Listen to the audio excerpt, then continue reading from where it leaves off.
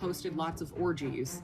And like for those first rounds of mass weddings with like 40 couples and 70 couples, he had sex with all of them. She was flown by the church to Israel and Palestine and helped write pro-Zionist propaganda for a bunch of the news outlets that the Unification Church owns. Yeah, we're gonna have a global kingdom of God-centered communism, aka capitalism. China has banned the Falun Gong. Do you think that persecuting them is something that's helpful? Do you think that's something that's harmful? I've heard the Moonies described as an American CIA-backed cult and an arm of American empire. Would these be like accurate ways to describe it? 100%. How does a governance and an economy of such great inequality and inhumanity maintain itself generation after generation? The simple answer is that enough people believe in it, and not enough people are willing to overthrow it. But people do not believe in their own subjugation out of free will. No, it is because of psychological manipulation. The Moonies is a cult, a money laundering organization, a human trafficking group, and at times a drug smuggling operation that is characterized by its extreme abusive practices towards its members. It is backed by the CIA to maintain the US puppet governments in South Korea and Japan. It does this all while masquerading as a freedom and peace-loving religion that wants to unite the world together. It is an important example of how bourgeois powers prey on the most vulnerable in society and get proletariats to work against their own interests. It displays essential functions of the capitalist superstructure. And who exactly are the people who are controlling our lives? This is an interview with Faith Yün. She is a survivor of the Moonie cult. She shares with us her story, her family, and important insights that can't be gained through study, but only through experience. She is absolutely amazing, inspiring, and wise. Faith has a TikTok and a YouTube channel. I will link them in the description below. I highly encourage everyone to follow her and support her work. Without further ado. Hello, Faith. How are you doing? Hey, doing good. Should I call you Faith? Is there a better way to call you? Yeah, Faith is perfect. That's my name. Okay, awesome. Well, it's really amazing to meet you, and I'm really glad that you're here. Let me see if there's some kind of, sorry, one moment. This doesn't work. No problem. I feel like I'm 80 years old because I also am still figuring out TikTok. Yeah, technology can be very confusing. But, so, I mean, welcome. I'm very, very glad to have you here. So, perhaps a little bit story of how we got here, right? Is that, we talk about politics, we talk about liberation, we talk about capitalism, we talk about communism, right? And we have a comrade who suggested you because we were talking about the Moonies, we were talking about the Falun Gong, and so a friend suggested you because you grew up in the Moonies, right? Mm-hmm. And so I thought that this would be a really amazing opportunity for all of us to learn from you about what that's, about this whole thing. So, yeah, I'm very, very happy for you to be here. Would you like to perhaps introduce yourself? Yeah, for sure. Can you see and hear me okay? Yeah, looks good to me. Chat, good? Okie dokie. Yeah, thanks so much for having me. Thanks for inviting me. So my name is Faith. My middle name is Yün. I just go by like my first and middle name on social media, just for fun. But also because my first and middle name were given to me by a member of the Moon organization. Both of my parents are first generation Moonies or Unification Church members who were recruited in their late teens, early 20s. I always have to start with that because growing up, my position in the church and the way I was treated was entirely dependent on like who my parents were and how many generations deep we were in the organization. I'm so accustomed, like for the first 20 years of my life, just like as soon as I introduce myself, telling people whether I'm first or second generation, and their next question is, who are your parents? And like, Wow. which blessing did they go to? Was it the 40 couples, the 700 couples, the 30,000 couples? Like, they kept track of all the mass weddings, and the smaller your mass wedding was meant that you joined earlier in the movement, and so you were of a higher status within this cult that had a very strict hierarchy system, almost based on like this pseudo spiritual form of eugenics. So the fact that I was second gen made me blessed, like a blessed child. I was born without original sin, according to their doctrine. My mom was one of the first members recruited in Australia.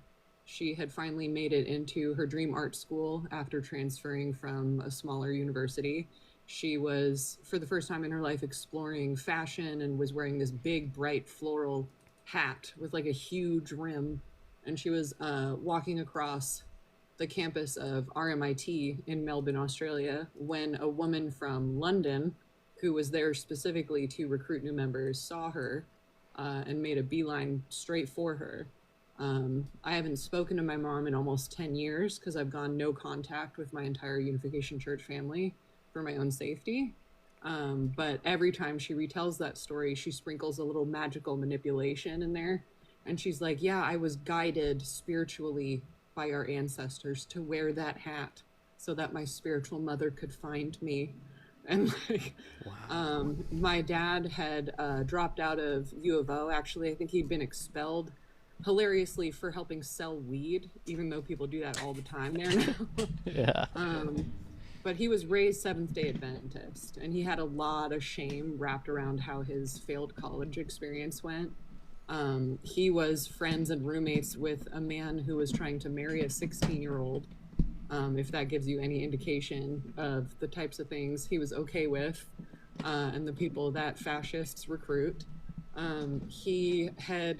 The story he likes to tell is that he helped orchestrate a sort of small-time paperwork bank scam that you can't even really do anymore, since banks use like digital systems that are instant. But the story he likes to tell is that to make money for his friend's wedding to a 16-year-old, him and his friends would start a business and create fake employees and put money into it every week for like a couple months. And then when their first payroll day came, they would go to 3 or 4 banks in the same city and withdraw everyone's payroll all at the same time, and do it before any of the bank branches could communicate with each other as to whether or not that withdrawal of money had happened yet. So basically like quadrupling their money. I don't actually know if that story's true, because it turns out my parents like to lie about their previous lives before meeting father. They really, really don't like their pasts, which is why my dad invented our last name, and I'm not biologically related to anyone else with that last name. But long story short, they were both in the Moonies for about 7 years, traveling around, panhandling for free, sharing clothes with all the other church members, calling each other brothers and sisters, no drinking, no drugs, no sex before marriage or dating whatsoever, like very little physical affection between anybody, lots of bowing, lots of praying, saying a pledge of loyalty to Reverend Moon and his imaginary nation of Channelgook on a regular basis. And then Reverend Moon, who owns the New Yorker Hotel, he held a mass wedding and he paired my parents together and then moved on to the next couple and the next couple and the next couple, and was just rapid fire marrying people together. My mom was based out of Canada at that time, working on a church-owned property on an elk farm in Toronto.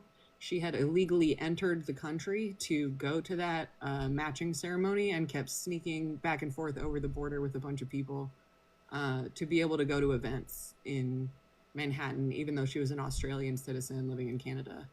Wow. In order to gain entry legally into the United States, my dad eventually made a trip to Canada, and they got legally married by a rabbi because my mom is Jewish, and very Zionist Jewish. She later was flown by the church to Israel and Palestine and helped write pro-Zionist propaganda for a bunch of the news outlets that the Unification Church owns. Wow. My dad at one point was flown to Russia to protest communism, of all things. And my mom spent a lot of time in France and Germany panhandling and recruiting as well. But yeah, I left the church when I was freshly out of high school. I did about a year of panhandling and sort of imitating that early experience, but a lot of second gen born into the church ended up going to regular high schools, and sort of had double lives growing up where our parents would try to make our home lives and our lives outside of school as much like living at a center as possible, even though center life pretty much fizzled out after 1992 when a huge scandal broke in Japan.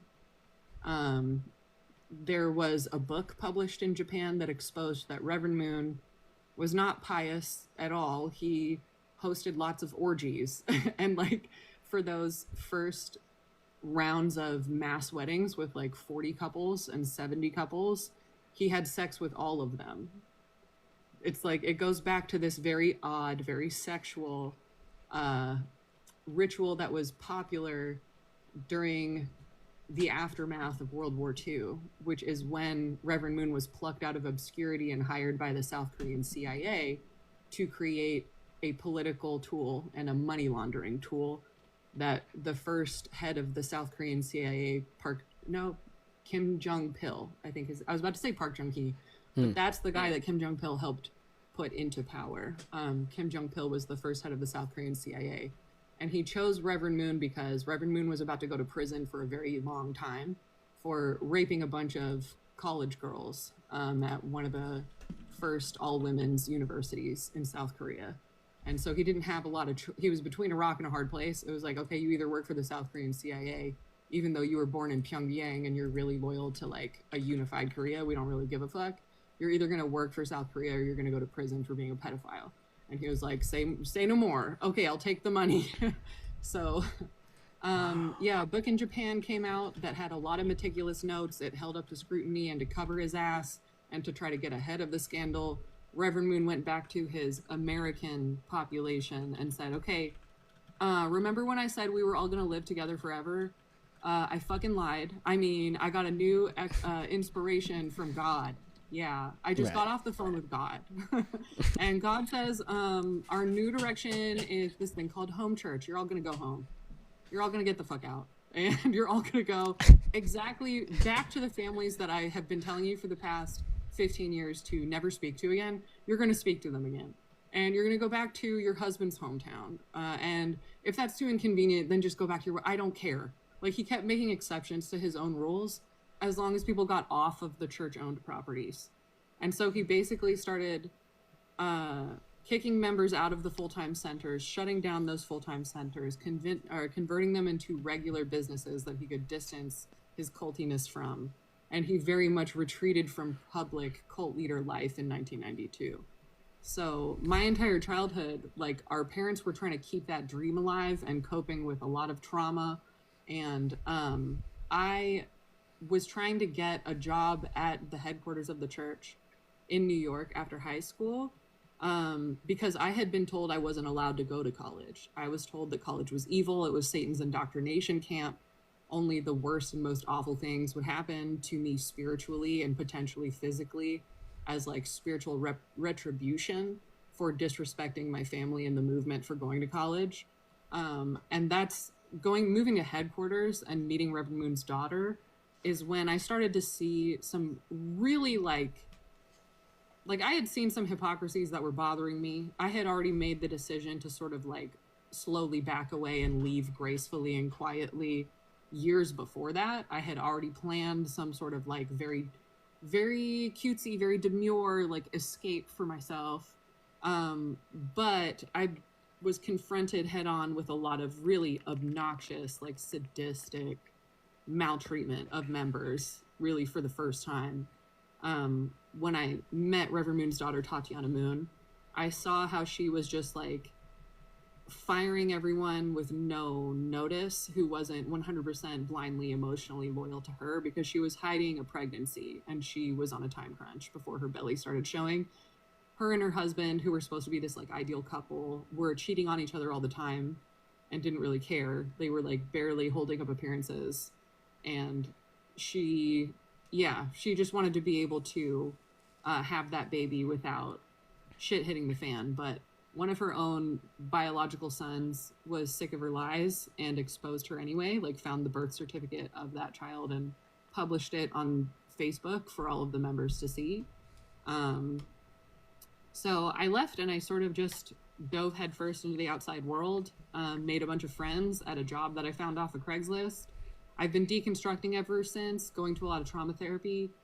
So I've spent more than the past 10 years just addressing like unraveling what a cult is, you know, the very culty religious aspect of that like group trauma. And then I had to focus on like the trauma that happened in my original family home.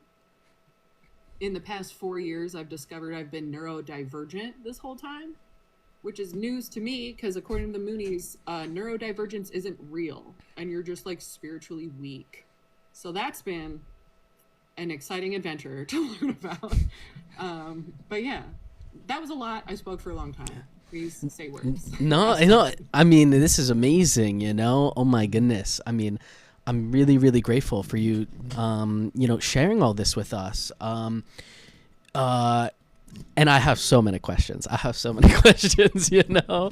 I mean, this is really amazing. So, I mean, for everybody, I think, why I want to study this, right? And why I think it's important that we look at this for people who are interested in liberation, interested in revolution, interested in in any kind of anti-capitalism and examining how these structures of inequality work.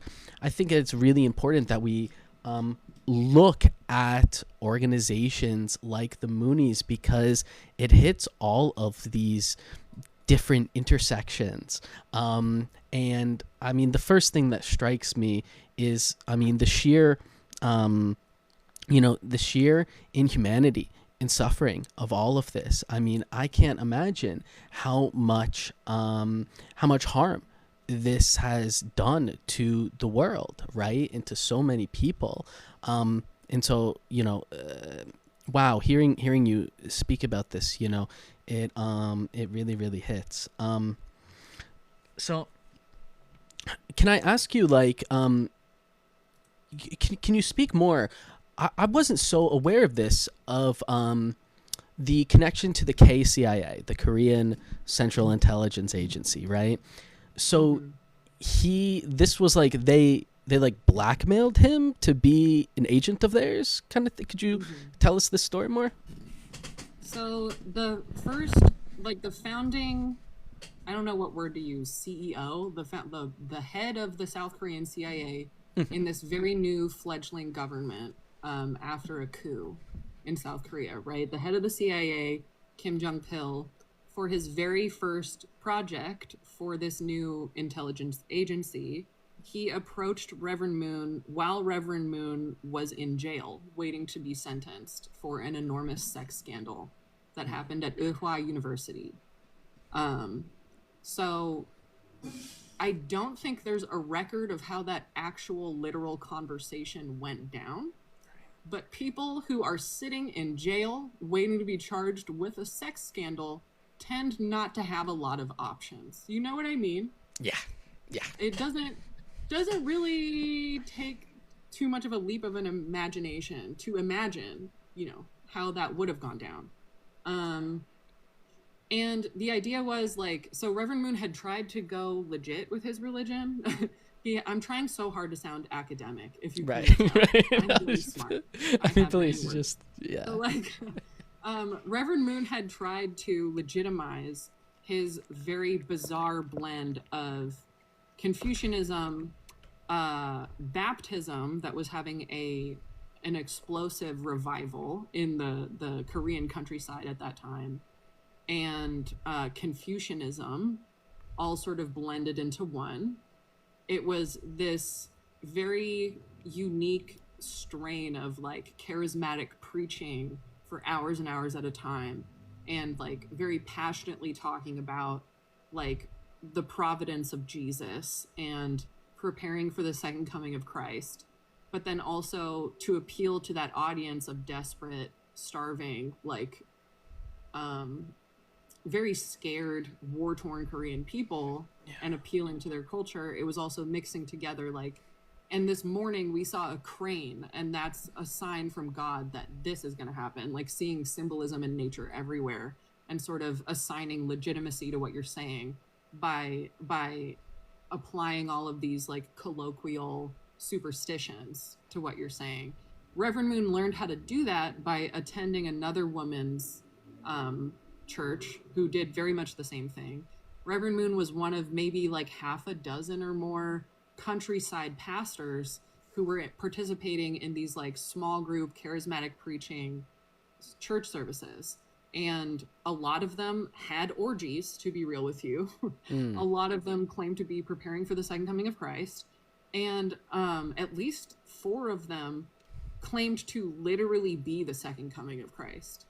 And that's why when Reverend Moon and other churches like his, that he sort of like copied his recipe from, when they tried to officially go to government offices and be registered as religions, they were like, no, like, what the are you stupid? And they like they literally got excommunicated from Presbyterianism.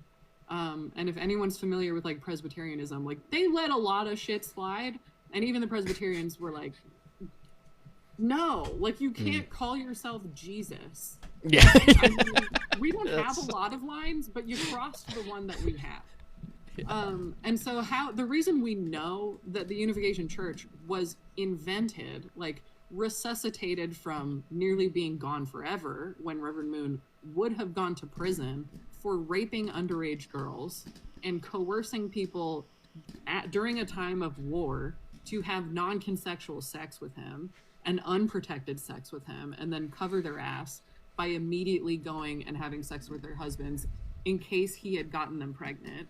Like, that would have been the end of the Unification Church.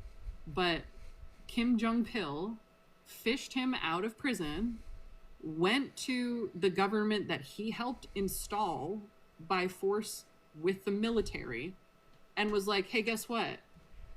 You're going to sign those papers. And they're like, okay, sir, here you go. And he's like, thank you very much. And then they expanded into Japan, and they expanded into the United States.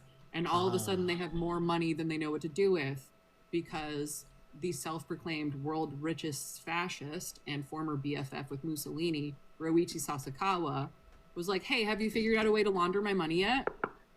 And he's like, yeah, I do. Meet my friend Reverend Moon. He's great. He's great at what he does. More importantly, he doesn't want to go to prison, and he likes fucking young girls. So we got him for life. And they're like, sounds great. And the rest is history. Wow. Yeah. That is really, really quite interesting. And that's, I mean, that's amazing context too. I mean, of the Korean War, which was such a massive, disastrous war, right? I mean, they say that every single building that was more than 2 stories was destroyed, and I believe it's about like 3 million people died in this war.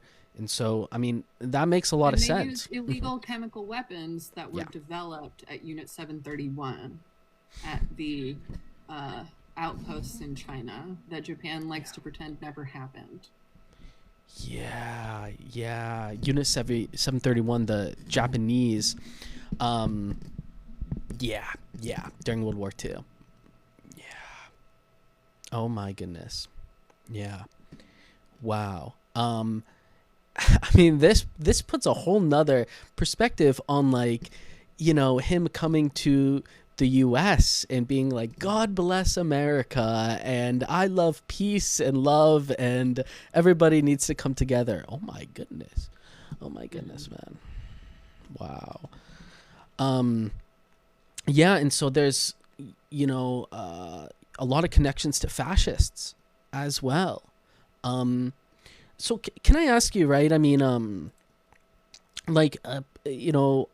some people have said that the Moonies, I've heard the Moonies described as like an American CIA backed cult, and an arm of American empire. How do you think would these be like accurate ways to describe it? I mean, how would you think about it? Yeah. 100%. And the CIA has unclassified documents that say as much. Yeah. There are declassified. The FBI went and investigated the Moon organization when a bunch of very wealthy, very loud and charismatically speaking Korean businessmen started hanging out in Washington, D.C. quite a lot with large stacks of cash and would throw parties. A lot of history buffs might remember that as Korea Gate. And unfortunately, as per usual, a lot of regular working class Korean immigrants who had nothing to do with the government at that time were blamed and retaliated against in the public when stories about Korea Gate hit the news and everything. But yeah, the FBI started investigating all of these crazy rich Koreans who suddenly showed up and were handing American Congress people lots of money and being like, you don't want to leave Korea. You were just joking. You were in a goofy, silly mood when you said that, didn't you? Would you like more champagne? Oh my God. That's a great tuxedo. You want 5 more? That's what I thought. And the FBI has a quote of like people at these parties being like, oh, we love you guys. We love these parties. We're going to get you set up just like AIPAC. We're going to get you set up just like Israel. And then Reverend Moon was like, we're the new Israel. Like, he has speeches where he's shouting into a microphone in front of the Washington Monument. He's like, we represent the new Israel, Israel, Israel, Israel. This is the 12 gate symbol for the 12 tribes of Israel, Israel, Israel. And like, it's and then the FBI was like, wait, what is the CIA doing here? And they're like, what are you doing here? And it was just, they documented all of it and they declassified all of it. Wow. So, yeah. Wow. That is so interesting. I mean, oh my goodness. These hands are so dirty. I mean, because a famous thing that comes up, right, is this picture that I have up here, right, of Moon with Nixon, and this was after the Watergate scandal, right? And Moon was like a big, they had like a protest, right? I mean, a 3-day fast protest outside of the Capitol. We need to forgive Nixon for Watergate. It's all good, right? But like the Watergate scandal is like, look at the people who did the Watergate scandal. Look at the people who were caught for that, right? I mean, these were CIA agents who were involved in many other operations around the world, who were involved in Cuba, who were involved in Iran, Operation Ajax, right? And so, like, these are CIA guys who did the Watergate. And so, like, for Nixon to be, shaking hands with Moon, I mean, yeah, this is dirty hands. Dirty hands. Yep. Yeah. Yeah. Wow. So can I ask you too, right? So I mean, this makes sense, right? I mean, maintain the South Korean government as a government of, as a arm of American empire, right? Maintain their control. And so, I mean, I think another really, and it's also very like anti-communist, right? I was reading that a part of the theology behind it is like the Cold War is God versus Satan. And, this is like the final battle, communism versus capitalism. Korea represents this as it's split in two. Can you say like more about the the anti-communism philosophy and how they preach and things like this? For sure. I mean, I do have to mention that a lot of the Unification Church philosophy and doctrine is kind of nonsensical. Mm. It's very contradictory, and the point was more to give the appearance of legitimacy and I forget the exact word, but you know that tactic when you just sort of overwhelm Yeah. gish galloping? Yeah. Sort Yeah. of just like ad-libbing and gish galloping with all this very like vaguely impressive sounding stuff that people who actually knew what they were talking about were never very convinced or impressed by. And that's kind of the point, is like Moonies as a front group, as like an anti-protesting tool, as a media apparatus, as a front group that was able to get people across borders undetected, or sort of with a convenient cover story. For example, when they were able to get military, like mercenaries, that's the word, mercenaries and like munitions and cocaine across the border to Nicaragua during Iran Contra. Really? I did not know Yeah. this. Yeah. Oh my. And that's just the tip of the iceberg. They also like bought banks in South America. They bought an enormous plot of land in Brazil with the intention of creating a country within a country. Um, and that's just operations in South America. That's not even including like all the stuff they've been doing in England, all the stuff they've been doing in Russia, in Japan, like taking over the entire LDP, having swarms of like 30,000 or more people call the same person or the same news outlet to harass them. It's sort of like, in order to cover that much more sinister, obviously illegal stuff, you have these happy, smiley people who kind of seem dumb, kind of seem like they're not serious because they're saying a lot of things that kind of make sense but don't really make sense if you're an expert. Like, that's part of the cover story. So it's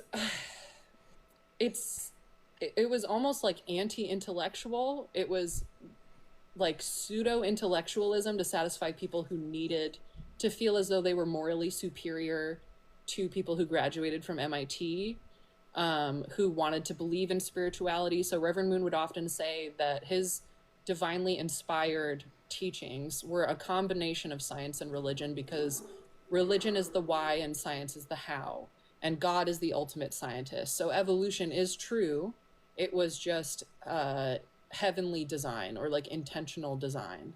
And you know, if you go back and you reinterpret the Bible through a new lens that God has decided the world is now mature enough to understand in direct language rather than through euphemisms, the real problem in the Garden of Eden was premarital sex. And the relationship, the eating of the apple with the snake that Eve did, that was a euphemism, in the same way that you wouldn't explain to a toddler how babies are made.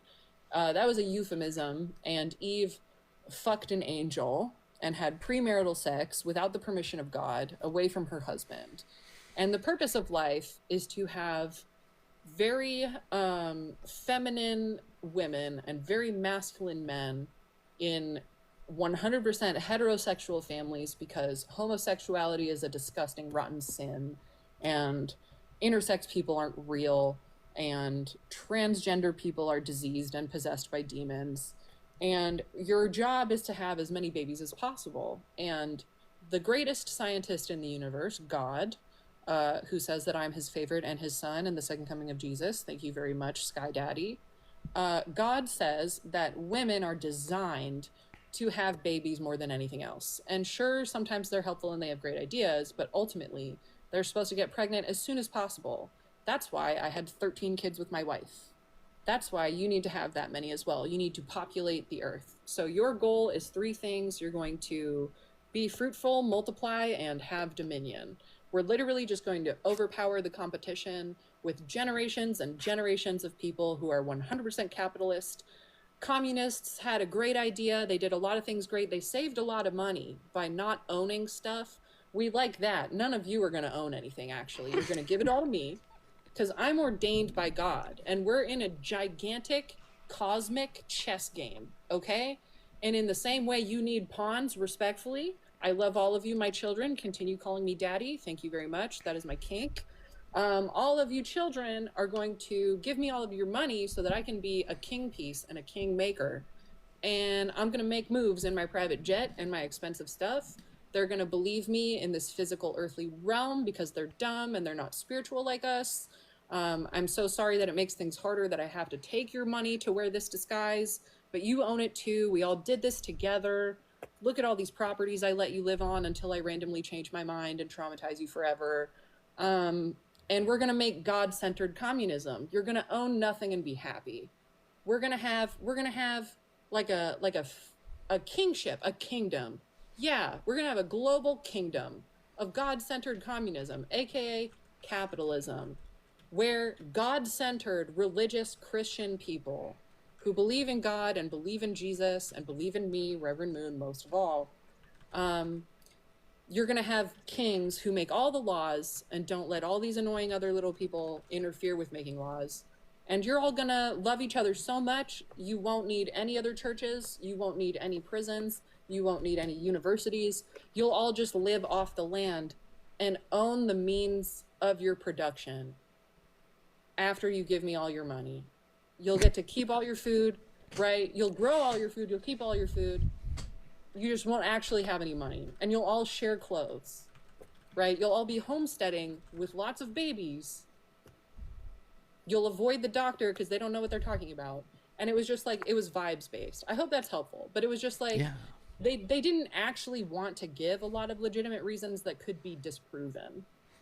And they wanted people to just get really excited about not being trapped in capitalism anymore and getting to like live on a commune or like in the countryside and basically getting to live like a hippie without, you know, having to be as social as a hippie or having unprotected sex like a hippie. They offered a straight edge alternative to people who wished they could have joined a hippie commune but wanted to feel morally superior to hippies and wanted to be a little more straight edge. That was their marketing gimmick at that time. Wow, that is really, really interesting. Yeah, I mean, I hope that was helpful. No, definitely, absolutely. I mean, you know, definitely a bit incoherent ideology, you know, as you said, but like, that kind of makes sense for what's going on at the time. I mean, you know, post-war in Korea and Japan, an agrarian kind of communism. I mean, you know, this makes sense, and the hippie kind of movement too in the 70s. I mean, it adds up. So that's a, you know, yeah, as a marketing strategy, I can see it. Yeah, absolutely. Unfortunately, literally, the entire divine principle that he was forcing people to read for hours and hours a day, every single day, was gibberish. Yeah. It was fucking gibberish. And it was just like organized rebuttals to all of the largest reasons people would get up and leave the Moonies. And it wasn't necessary. It was entirely reactionary, as it were. All of the most compelling arguments for using critical thought, advocating for yourself in regular everyday conversations, right? Making your own decisions even when it makes other people unhappy.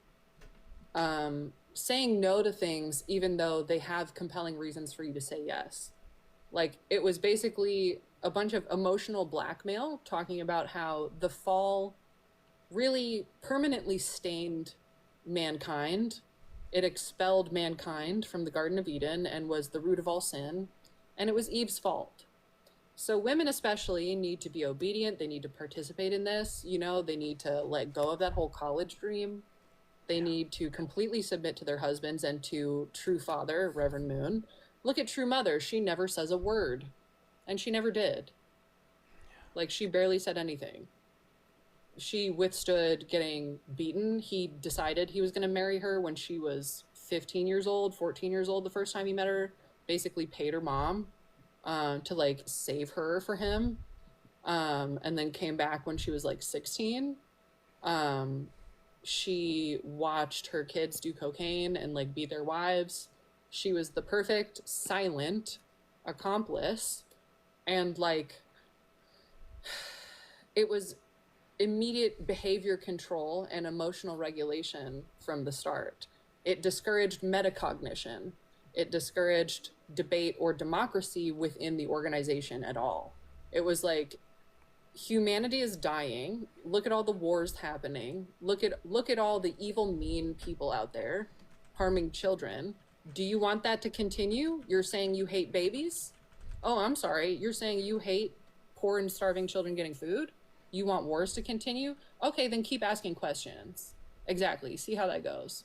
Oh, you want to leave? I'm sorry. Is world peace not a good enough reason for you to stay? And that was the divine principle. It was sort of like, if you asked any questions, if you had any concerns, if you had any legitimate conversation about capitalism versus communism, they'd shut it down with like emotional blackmail, all of these like pseudo intellectual talking points, and then, okay, listen to Reverend Moon. Okay, come to this activity. But yeah. Wow. I mean, that amount of control is unfathomable. I have another question on this. So, I mean, something that came up a lot was like the sex rituals like after marriage. Like there's a specific rituals, and like it seems like that there's a lot to do with sex. It seems like, a large part of it has to do with sex. Like, do you see this? Because looking from the outside, right? To be honest, you're the first person I've ever spoken to who was part of the Moonies, right? And so, this is also why I'm really grateful for this, right? But, looking from the outside, a lot of this stuff seems very, ridiculous, right? I mean, it's a little bit, I think, difficult for me to understand, right? How people believe in this, how like the mechanisms of control, how do people get into it? How do people stay? And are these sex rituals and stuff, like these really organized things? I mean, is this one of those methods of, keeping people in or control? I mean, about the sex rituals after the blessing, Mm-hmm.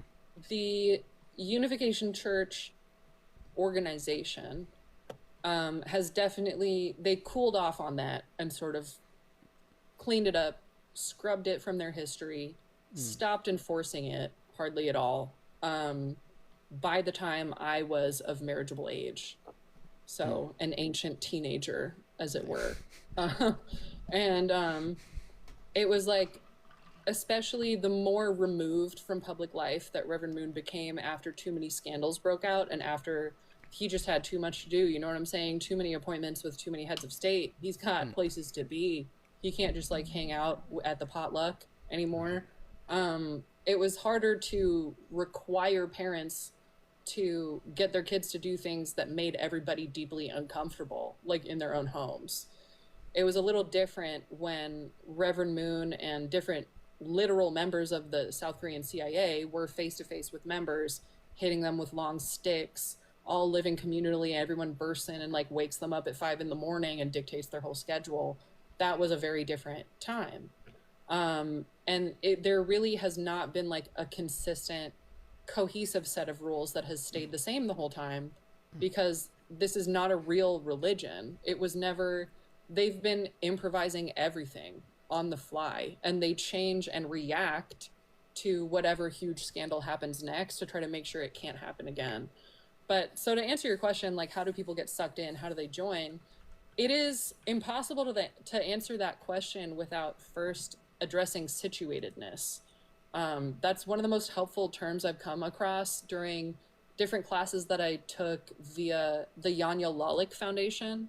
So Dr. Yanya Lalick was recruited actually into a communist Marxist-based cult that was very abusive, ran by one woman at Dr. Yanya Lalick's college when she was getting her undergraduate degree. That cult was not backed by anybody. It was literally just a cult of personality around this one woman who had very compelling things to say about how they were going to start the revolution. But she was just, you know, she was an awful person, but she was just a regular, degular, charismatic narcissist and a bit of a malignant narcissist who enjoyed being really nasty to people. And so Yanya Lalik was able to leave that cult after they literally just like ratted on her, got her, I think, arrested or something, took the organization back from her legally, and then all voted to dissolve it. So anyways, wow. She starts a foundation. She becomes a leading worldwide expert on cults. She gets a PhD in sociology, and for her thesis project, she interviews survivors of Heaven's Gate, and she starts a foundation. I've taken so many courses that I recommend through her foundation, and one of them was a class on the study of religion. You can't really understand why people join these types of groups without addressing situatedness. So like the time in history that it was, that person's culture, like their race, their language, their sex, right? Or their perceived gender, their socioeconomic status, all of those play a factor into how the person in a position of religious power or the person inventing a story of religion to gain power, they're going to tailor what they do and what they say to fill a need. And first and foremost, take advantage of everyone's idealism. And the fact that capitalism and the worship of capital necessitates poverty and it necessitates unnecessary death and suffering because war is so unbelievably lucrative. There is hardly ever a lack of desperate people who are trying so hard to change their circumstances and genuinely want to see a better world. And they want a place for their idealism to go. So as heartbreaking and as evil as it is, there are extremely convincing, extremely warm and likable and intelligent, charismatic cult leaders who are willing to step in and be like, do you want to come change the world? And like, they tailor their message and they tailor the environment to meet the very real practical needs of those people. When my dad had ran that little like bank scam, he started getting paranoid delusions that his friends had ratted on him and that he was getting chased by the cops because he had so much unaddressed religious trauma being raised in Seventh-day Adventism. And he had undiagnosed bipolar disorder at that time. He goes full-blown manic. He flees the state. He dyes his hair. He goes by a fake name. He was literally just motorcycling and living out of a backpack on his way to Southern California.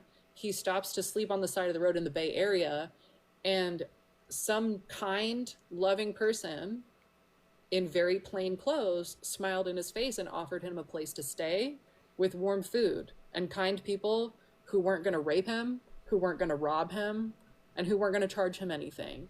And that is what my dad signed up for. That's it. He did not know that he signed up to join the Moonies for the rest of his life that day. And that's how they get you, right? They see what that person needs, they fill that need, and if they don't have the resources or the knowledge to outwit that person, they'll simply find a person who's desperate enough to be blind to red flags and to not ask too many questions. And you could say the same thing for someone who has a wonderful house, who has plenty to eat, you know, who came from a loving family that definitely panicked, definitely tried to hire a kidnapper for tens of thousands of dollars to get them out of the Moonies, right? That would have been my mom's parents. Her siblings are all college educated. Her dad owned a coal mine and then sold it so they could move to the city, right? But it's like she had an invisible emotional need because there was very sexist abuse happening in her household that her family didn't want to address. So here comes this gorgeous, I'm talking like male model, stunning, charismatic Korean man. And she is so not racist, like her rude, terrible father. That's why she joined art school. Of course she's going to change the world and end racism by following a charismatic Korean man to end segregation and end racism and bring peace to the Middle East, her Jewish people. Like, duh. Of course she's going to do that. She was like 19 years old. Right. So, I don't know. It's like, yeah, in hindsight, it was really fucked up, and why would you sign up for that? But in the moment, when you've got all that adrenaline, when you're stressed out, when you want there to be an easy way out of capitalism, for a lot of people, it's very easy to sign up for a free group of friends, a new community. But yeah. Wow. Wow. I mean, very, very powerful stuff. And that, this is, seems like to be an amazing source. I'm definitely going to be sharing this with people. And, this is the reason, you remind me too of like, the reason why it's important for us to study these things and to, to look at how, these systems of exploitation create vulnerable people, and then they create organizations to exploit that vulnerability. I mean, how terrible, how incredibly inhumane. And so, yeah, I mean, if we want to combat these systems, we need to learn about this and be able to combat this as well. Yeah, absolutely. Thank you so much. Very powerful stuff. Thank you so much. I wanted to ask you too about like the modern yeah, Left please. Below says they're ready to come up. Yeah. Yeah, do you know Left Below? Kinda, yeah. I was gonna start a podcast ages ago, and they were gonna be one of my first guests, but I Left got Below is retaliated amazing. against at the workplace. But anyway. Yeah. No, Left Below is introduced me to you. So cool. The reason why we're all here. So thank you so much. Welcome, Left Below. How are you doing? I am good. Yeah, hey, it's good to meet you. I know we've DM'd like a couple times, but this is the first time we've ever spoken. So yeah, it's good to meet you. Yeah. Settled here. Yeah. Did you have a question you were asking, Melon? I did, but it's okay. Like, it can wait. Please. I want to, give you your time too. So please go ahead. Do you have anything? Okay. I mean, hey, I was kind of binge reading last night and into this morning. So I guess I should introduce. So I come from like the evangelical world. I think I've told you like my uncle and aunt were like deep in it. They're Tim and Bev LaHaye. And so they worked for decades to kind of build like the religious right, and had a number of interactions with the Moonies. So my earliest memory of the Moonies was like my mom telling me like, well, that's just kind of like a weird cult we worked with for religious liberty. All right. So that's kind of like the attitude I've had for most of my life about it. That's exactly almost word for word how Moonies talked about evangelicals as well. No. The feeling is mutual. The narrative is mutual. Yeah. No, I know this. Yeah, well, that's how we all talk about each other because I've looked at this, like, when it comes to, like, who was, like, winning, I'm pretty sure both sides were pretty pleased with how it was going. It was pretty symbiotic.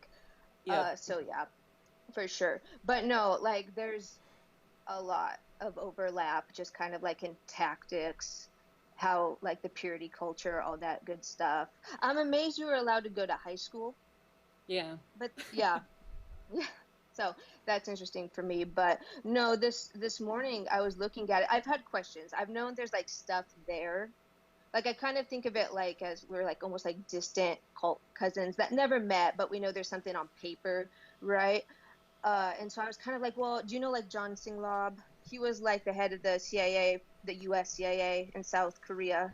And then like Richard Viguerie. I know there's just a lot of like overlap with organizations, and there's just that tactic where you just build like a ton of these almost empty institutions, but you just make it super complicated and boring on paper, right? And so I was just kind of like, I know there's like overlap. I was like, I'm just going to go through. And so this morning at like 5 a.m., I finally found a list someone made of a bunch of different like Moonie like institutions, coalitions, all these different things they started, and who was sitting on their boards. And I realized like I was recognizing like dozens and dozens of names. And so now I'm like, as of 5 a.m. this morning, I have like more questions than before about like who actually was like influence, like how much influence was truly going back and forth, and like the way we were like living and moving and all that good stuff. Mm-hmm. Wow. So Wow. Yeah, I mean, that's really interesting hearing you guys say the perception of the different ones and working together. So, I mean, there's this like you know, the Moonies and different evangelical movements work significantly together to pursue, I'm assuming, you know, similar political goals. it culturally, yeah, I mean, I Yeah. think there was this sense that they were politically aligned. As you said, like the religions are not really that compatible if you get like more than 2 inches deep. Right. Like on the surface, they try to do a lot of like communal, we believe in the same stuff, but like 5 minutes in, you're like, this is like very different, right? Like this isn't really working. But if you just like read the political goals, like the cultural goals, they were like, it's the exact like I was looking at the list, like this is the exact same list. It's almost like I'm like you can just tell like the same people were like involved in writing these now, like as I was just like glancing through it yesterday. So yeah. Mm-hmm. Yeah. Wow. So interesting. And so like, and so can I ask more about like the business operations in the front groups? So it's my understanding that the Tongil group, which is a, you know, a chaebol in South Korea, is Yep. owned by the Moonies. The Washington Times newspaper, you know, in I think Washington. they're fully independent now, but for Oh, really? sure it was a dead newspaper. They were bankrolled and bleeding money every single year, bankrolled billions of dollars over the course of the first, I don't know, 5-10 years of their existence. But now they're like fully independent. But yeah, the Washington Times. Sorry, go ahead. Oh, wow. Well, I didn't know that. Thank you so much. Yeah. Yeah. And so, and as Left Below was saying, right, I mean, it seems to be like a massive business empire. I mean, I came across things that said, you know, 1.4 billion in assets in South Korea, a half a billion in assets in Japan. No clue how accurate this is, right? But like the point is, like, it seems to be like a very, very large business empire. Can you tell us more about this? It was before they recently got Right. fucking disbanded in Japan. They are no longer a religion in Japan. They have been judged guilty of manipulating families very sadistically, cornering people who are grieving very recently deceased relatives, using a lot of local folklore and like almost Shinto spirituality, really like very inappropriately pulling people's heartstrings and pretending that their dead relative is speaking to them in order to get hundreds of thousands of yen in life insurance or inheritance money from people. So all of their assets have been seized and liquidated. And from now until I think like spring of next year, families who have been taken advantage of, whose relatives donated tons and tons of money to the Unification Church in Japan, they're allowed to apply to receive settlements for that in the hundreds of thousands of yen range. I'm not entirely sure what the USD is on that or if Americans can apply or anything. But yeah, I don't know. A lot of stuff is changing. And the Korean church, as a result, is also going broke because Japan was like the cash cow in a lot of ways. But yeah, I forgot your original question. I guess the Tongil group, it's like, I think there were a lot of like business dealings going on behind the scenes that regular members like me, and especially white women like me, were not privy to at all. And the reason I think they looked aside and didn't care about such obvious contradictions in the doctrines between like our group and evangelicalism is because like the Unification Church and everybody else who worked with them knew that it wasn't a real religion. They knew that it was like a money laundering an asset and human being laundering vehicle. So they were like, okay, sure, what the fuck ever, say whatever you need to say just to get Reverend Moon and his representatives into that room so they can cut a check that will save Liberty University. right? So they can cut a check that will buy the city of Connecticut, Bridgeport, Connecticut, rather. And like, okay, sure, whatever. Cut us the check now, please. Like, Wait, you know what I mean? go back to Saving Liberty University. Yeah. So Jerry Falwell, I believe, was the founder, right? He went broke as hell. Because they be fucking and they be paying people to shut up, and they no, we did not do that.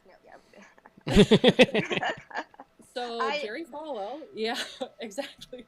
My uncle and Jerry Falwell were best friends. Just so there you go. So yeah, so Jerry Falwell was broke as hell, and Liberty University was gonna go under. They were like, we don't know what to do, so let's go make a deal with the devil. And he took donations from his congregation to fly to Korea and literally like sat at the feet of Reverend Moon. And Reverend Moon was like, you want how much money? Okay, you're gonna owe me a bunch of favors. Okay. See, this is where I know a lot of connections, but I'm very unclear as to like the kind of the order of like how they progressed. So that part gets a little like cloudy for me. But I know that like Rodden Godwin, who was Jerry Falwell's fixer, like, you know, he was like the Pat Buchanan to Richard Nixon. Like if there was a problem, he was like the dirty tricks guy who would fix it. He initially was at the Washington Times. And so, and he's a piece of work. But so I and you know, as I said, Richard Viguerie making a lot of, so I kind of know, but I also kind of don't. But like him actually bailing out Liberty is interesting to me. Yeah, I know they had their moments for sure. So okay. Wow. Yeah, I spent a year there at Liberty. So Really? No way. Oh yeah.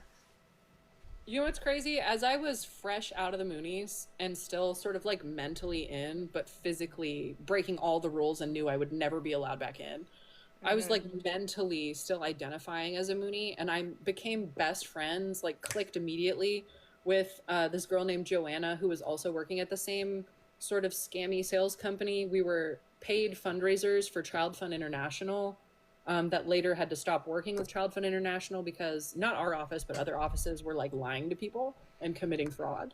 But like, I didn't commit fraud. Anyways, Joanna actually graduated from Liberty University, stayed super close friends, and visited the campus quite often. Very involved on campus, super Christian.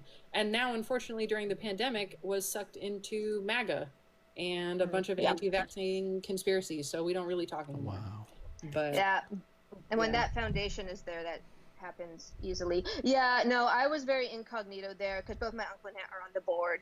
But there's kind of a rule that, like in that world where, like, if you're related to someone, you don't tell anyone. That was like I have memories of being like 7 and 9 and being sat down and being like, okay, there's people out there who don't like us, and like if they do like us, then you're boasting, and if they don't like us, then they could hurt us. So you just never tell anyone who you are or what you're doing. Like if any reporter tries to talk to you, you just never answer questions to any adult that ever asks you anything, right? It was so I really grew up thinking like, yeah, we're spies on a secret mission, and we're the coolest people, and nobody knows it, right? You got your own theme song like going on here. I you know what? I was homeschooled. I had no friends. I absolutely had my own like little theme song. I was just bopping around too, right? But where was I going with it? Oh, so you want me to tell you like my like dumbest like Liberty with like the money thing? I know. Okay, so you know the problems that Jerry Jr. has gotten into in previous years with like the pool boy. Not in detail. Okay. Not Okay. really. They got busted. So just like the Moonies, everyone is on us. The evangelicals know that, you know, the purity culture and the reality of the situation, never the same thing. Everyone's either abusive or like secretly gay. Like that's basically Rules like for the two. thee and not for me type of situation. Right. So Jerry Jr. and his wife like seduced a pool boy together. Like he liked to watch and all that good stuff. They had all these, and it got messy, right? So he had to step down. It was big enough. But I have this teenage memory of my uncle being like, "You want to know my newest project?" And I was like, "Sure." Like I was kind of actually growing up his buddy, like real talk. Like I adored him as like a little kid, and then as a teenager, it all went south and it got rough, and yeah, I ended up in conversion therapy, all the good stuff.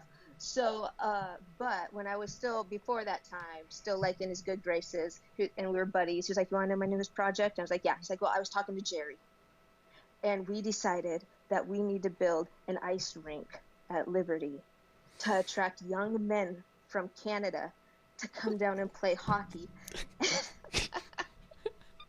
So he gave them millions of dollars to build this stupid ice rink.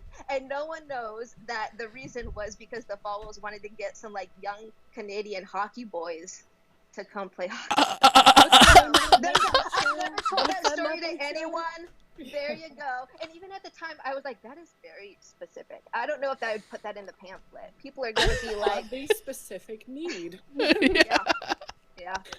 So. Wow. There you go. Those hockey guys, you know. For Reverend Moon, it was like, we just really, really need a ballet company for children. We need lots of little Asian girls in tights and tutus for reasons. God just wants us to do that.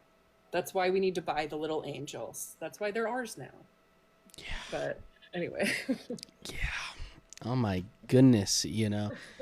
This is it's just so, all of this sex stuff too, and being so like anti-sex, controlling best sex, and for all these guys to be, doing a lot. I mean, I feel like it'd be a lot, it could go a lot easier, I mean, so yeah, I mean, could you like tell us more, right? I mean, about the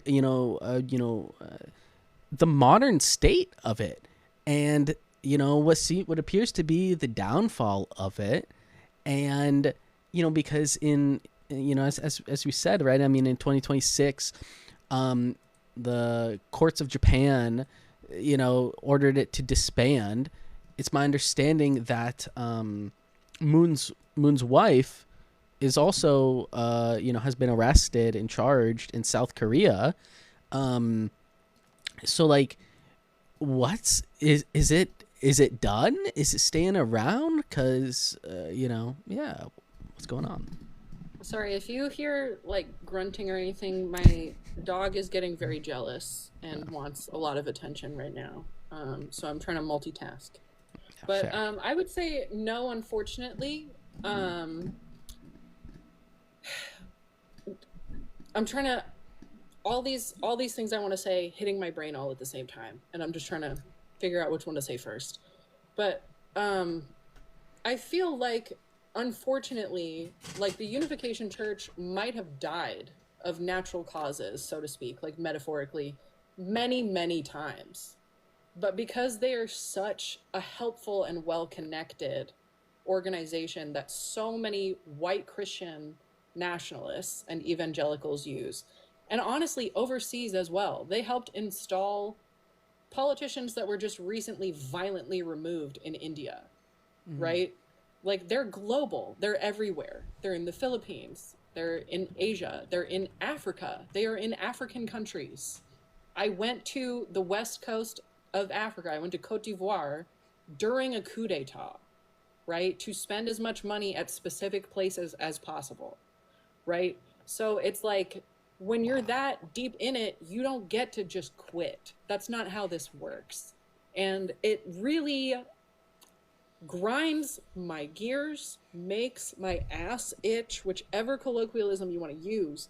It drives me insane that so many shockutainment, horror porn, sort of cult obsessed themed shows are kind of like, yeah, so here's Reverend Moon. He just, he had a vision from Jesus when he was 16, and his doctrine is so compelling that they just exploded in popularity. We don't know why. And they're still around. That's all. Like, no. Yeah. Like, he sucks at his job. There is so much corruption. There have been so many scandals. As soon as Reverend Moon died in 2012, 2013, I want to say, like, his sons and his daughter on it, like all of his, it was very much Succession, like the show Succession.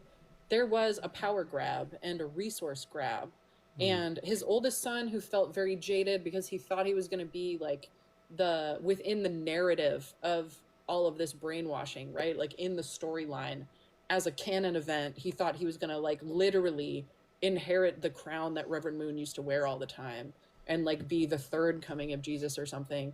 And instead, Reverend Moon was like, no, fuck you. Like, you're actually way too headstrong and way too inconvenient. My other son is much more docile, and my other daughter is going to be in charge of the American church. So there was a lot of infighting. And now, if you've heard of like that AR-15 cult in Pennsylvania and Texas, Rod of Iron Church, that became very much a legally, financially independent branch of the Unification Church, leading up to the moment Reverend Moon died, and now definitely like in the wake of his death. They have been suing their own mother to try to grab as many financial assets and like pieces of real estate, corporate assets as they can from her, because they feel as though they were robbed by her. They hate how she's like trying to keep as much power and money for herself. She's just numb. She's like a zombie of a person. I'm not even going to lie to you. And she got arrested because she's extremely old. She's like in her 80s, approaching her 90s, I want to say, I think. And she's just been gambling very obviously and carelessly in many countries. And they're just like, what? Like, she just like she got arrested because she gave expensive name brand luxury purses to the wife of the former president of Korea. Like, she's just not even, she's so used to the old days where she could be a lot more loud about everything. So it's like they're splintering. They still have the right to practice as a religion in Korea and in the United States. They still have a booming population in Brazil, as far as I'm aware. The whole ecosystem of Unification Church power players on the continent of Africa, as far as I'm aware, have remained pretty much like sealed in their own little ecosystem and have remained largely unaffected by a lot of the drama that's gone down in the Moon family. And, you know, as unsatisfying as it is to hear, like, a lot of these outposts of the Unification Church around the world have become self-generative and like are probably going to insist on staying around even stronger, even harder now that like they've always been extremely horny for persecution, as evangelicals are, you know, as religious people are, and now they literally are getting persecuted. So it's kind of perfect. Like, they've been televising these like 24-hour or sometimes even 7-day long, like no sleep, no eating, sort of like counter protests, trying to spiritually influence the court system that is definitely sending Mrs. Moon to jail. But yeah, they have like even more reason to go even harder, I guess. Wow, that is really interesting. Yeah. You know, splintering it and trying to maintain it in different ways, and in viewing, you know, the arrest, you know, I mean, as you know, contributing to that, right? And you know, these other people rising up in it. Wow. So can I ask you too, right? I mean, this is a really, I think, important but contentious question, right? Of, I mean, what do you think is the best way to go about the Moonie specifically, but you know, cults in general, like extremist, abusive religious movements in general. I'm interested in what you have to say too, Left Below. I mean, you know, people have done different things, you know, I mean, you know, Japan, you know, ordering it to dissolve, right? You know, China has banned the Falun Gong, right? And these types of different things, you know, whereas, you know, in the United States, you know, kind of the complete opposite of this, where it's like, no, freedom of religion. Scientology can be a religion, you know. I mean, you can, you know, basically make anything a religion if you have enough money. So, like, yeah, do you think that persecuting them is something that's helpful? Do you think that's something that's harmful? Like, how do you think we should go about this stuff? I feel like I've been talking a lot. Do you want to go first, left below? Oh boy. Well, yeah, it's such a small question. Yeah, absolutely. Yeah, you know what? I actually think about this quite a bit myself. I will say that, like, in my experience,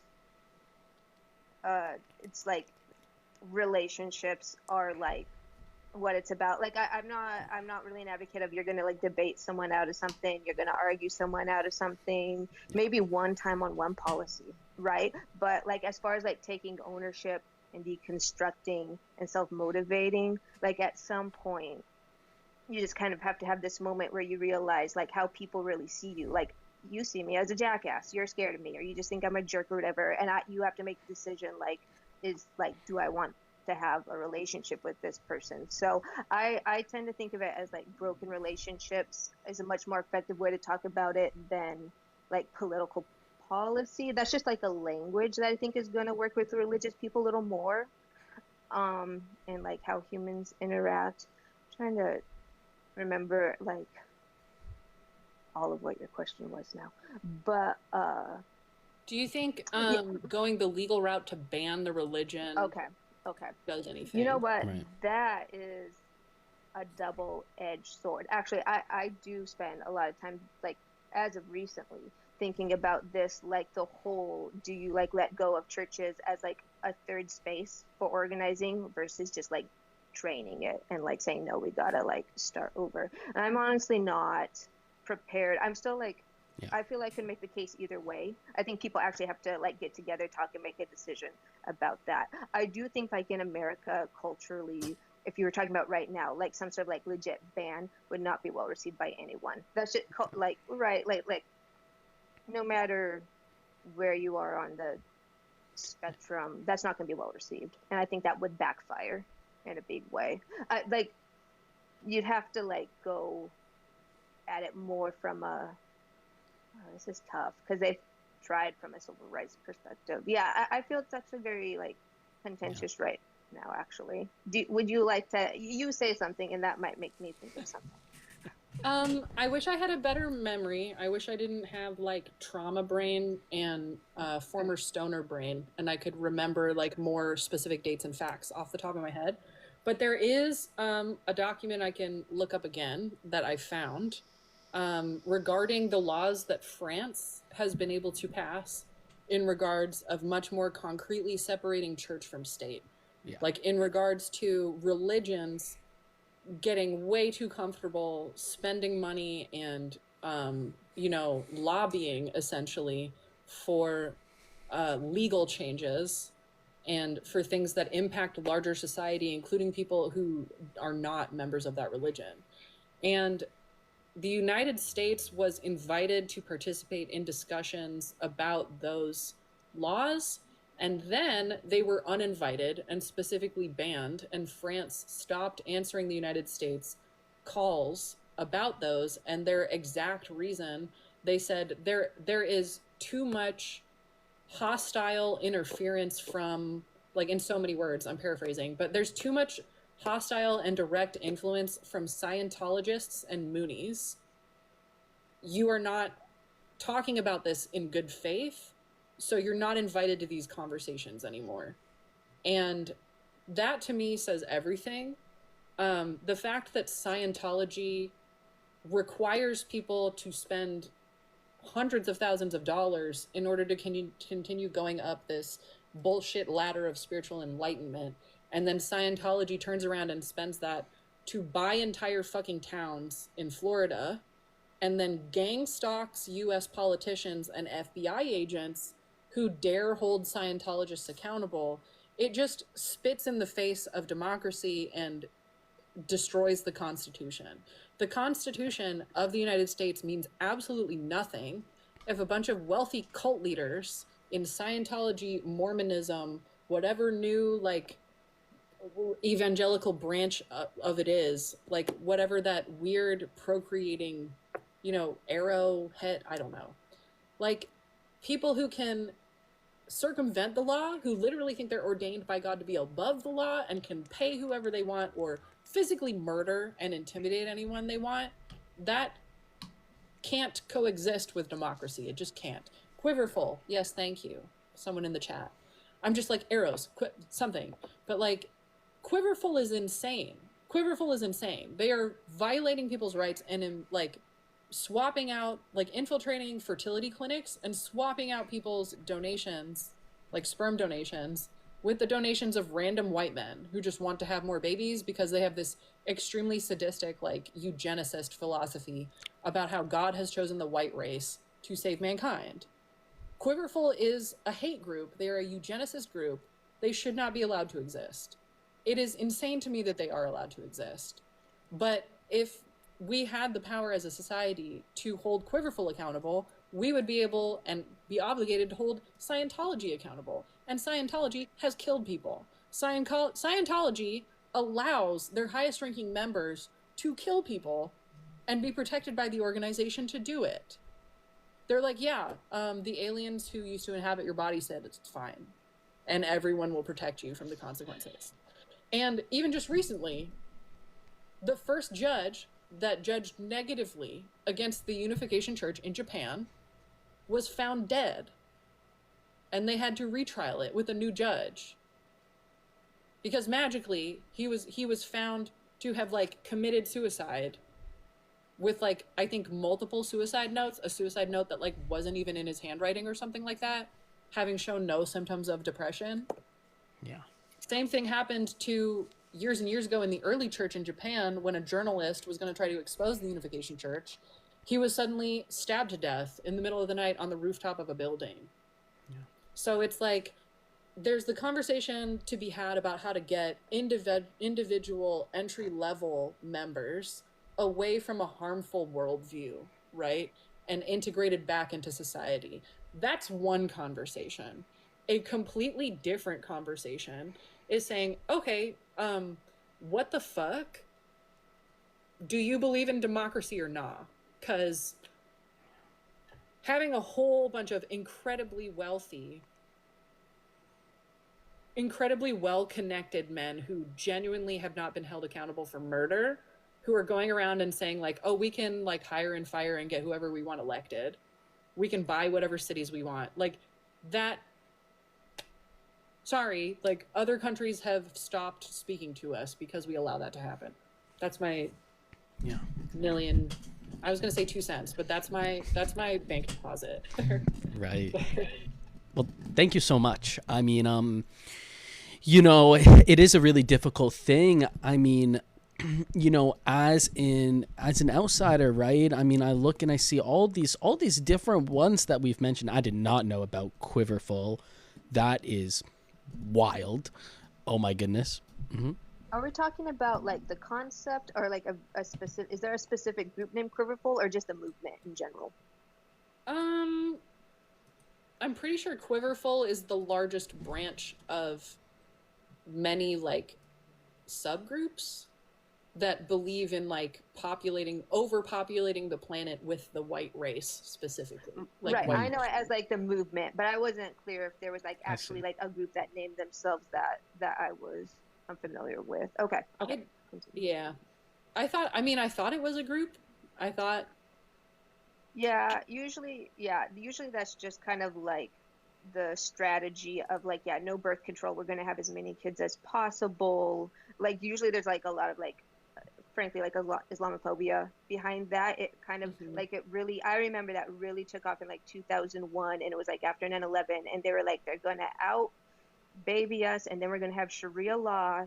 And so that was when, and then, I mean, you always had like Gothard with like his Quiverful stuff. That was always there. We like worked with him too. Like we knew him. So they were pretty small though. But then after the 2000s, it got much more mainstream, and you got like suddenly the Duggars on TV and all that stuff. And so I associate like just that general sentiment. There's a lot of like eugenics behind it. Like, I don't know if you know, like Paul Popenow, that name. He was in like California. He wrote like eugenics law. He went to Germany during like World War II and helped them like write their eugenics laws. My understanding was what you're describing is just the pro-birther movement. And then Quiverful after the 2000s is a specific group of people whose names escape me, who are literally willing to break the law and cover each other's asses to specifically impregnate as many people as they can, with or without those women's knowledge. Okay, that is not how I grew up with the term or would use it. So there may be several different things happening here. I don't know. Yeah. Right. Was Right. 35. I mean, oops. I mean, you know, people are doing this, right? I mean, people are, you know, violently attacking, you know, fertility clinics and things like this for, you know, eugenics, white supremacist purposes, you know, and inspired by, you know, some, you know, claim to have some extremist religious views, right? I mean, you know, I have, you know, thought about this for a long time in a lot of different ways, right? I mean, in so many of these groups, right? I mean, we mentioned the Mormons. I mean, you know, this is a, you know, religion founded on white supremacy, founded on colonialism, founded on manifest destiny and American exceptionalism. And these and uses these things and preaches these things to maintain its power. These are things that are harmful to society, right? Harmful to incredibly harmful to the people who are part of it, but they also work to maintain and pursue American empire, right? American empire that is one of the most destructive, deadly forces that the world has really ever seen. And so, I think that it is really important that we ask these questions and, what is the line of, you're spreading, white supremacist propaganda. You're spreading colonial propaganda. You're spreading imperial propaganda, versus, the question that always comes up is, well, what's the difference between religion and cults?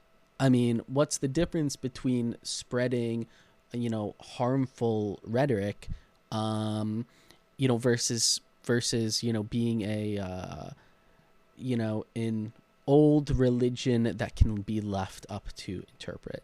I think our comrade Yema has a question perhaps about this.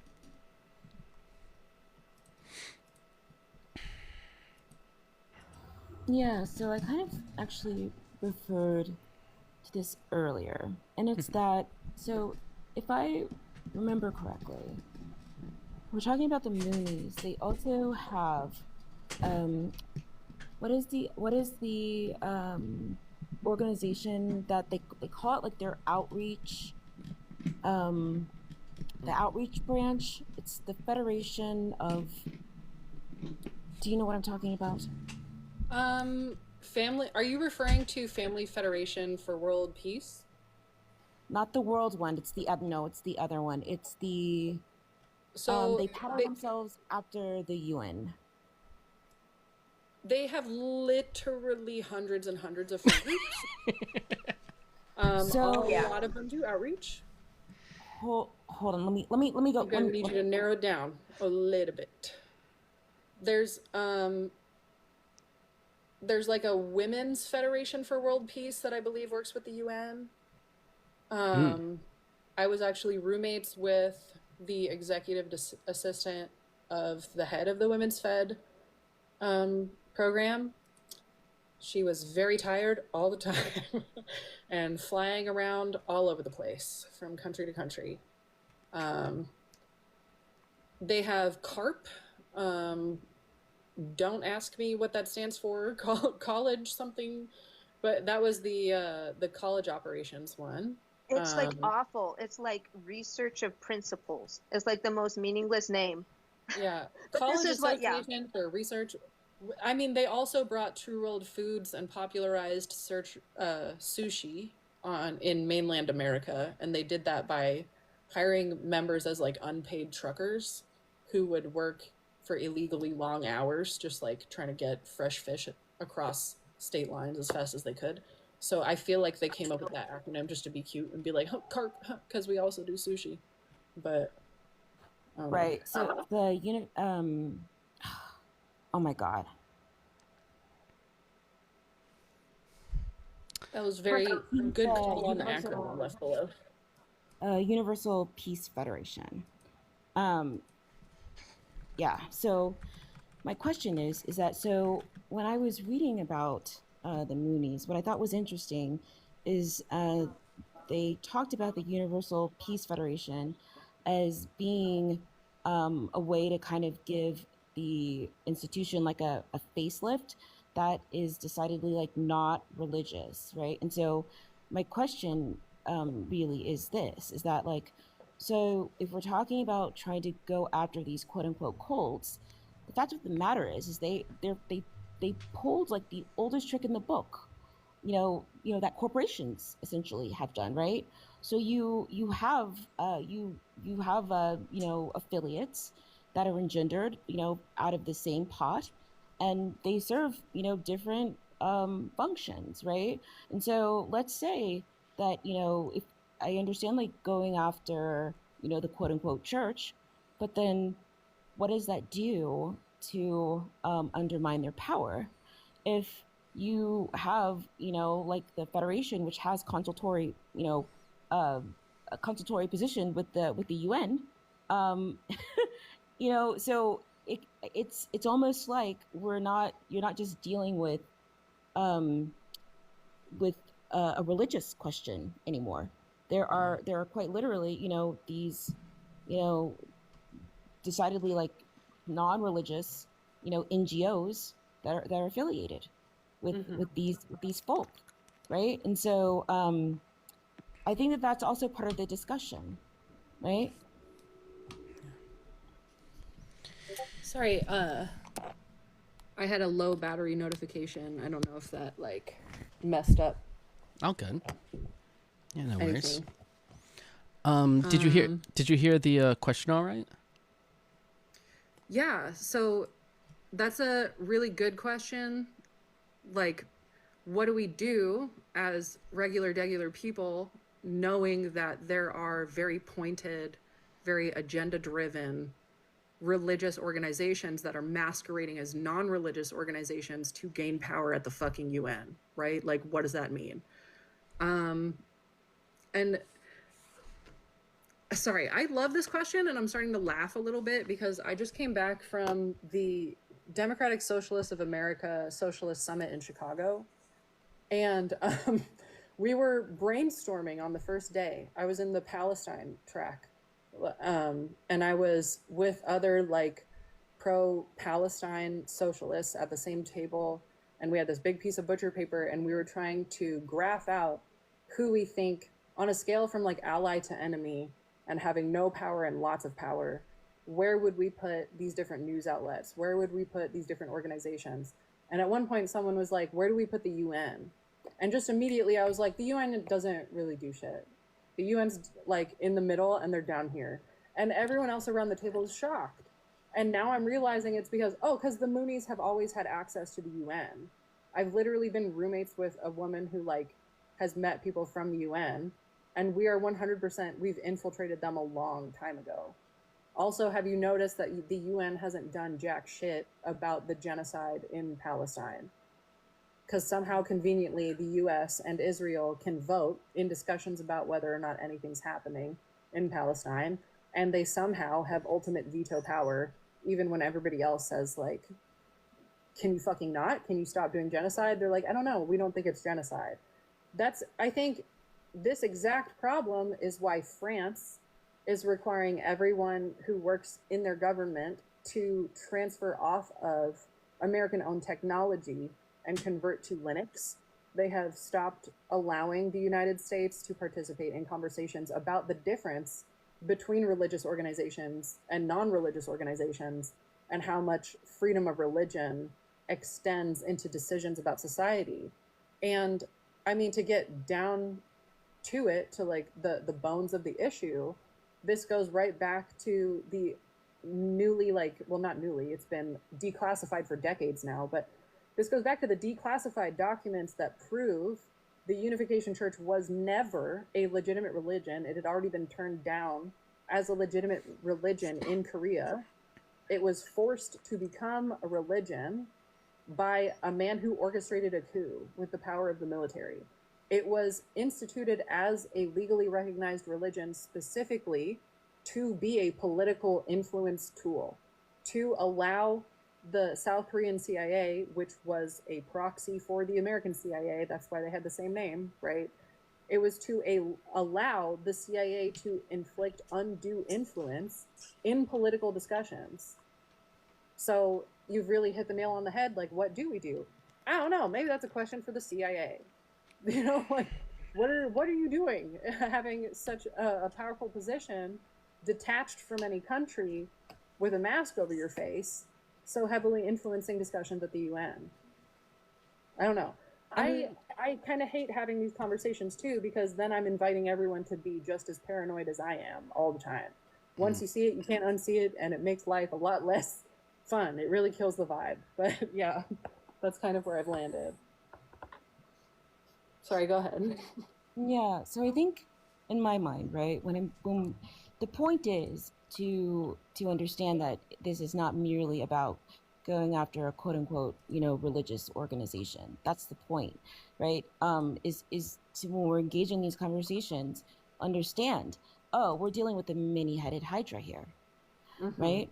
We're dealing with a many-headed hydra because if you look at, the members, the number of people who are, who claim to be quote unquote Moonies, it doesn't look all that big, right?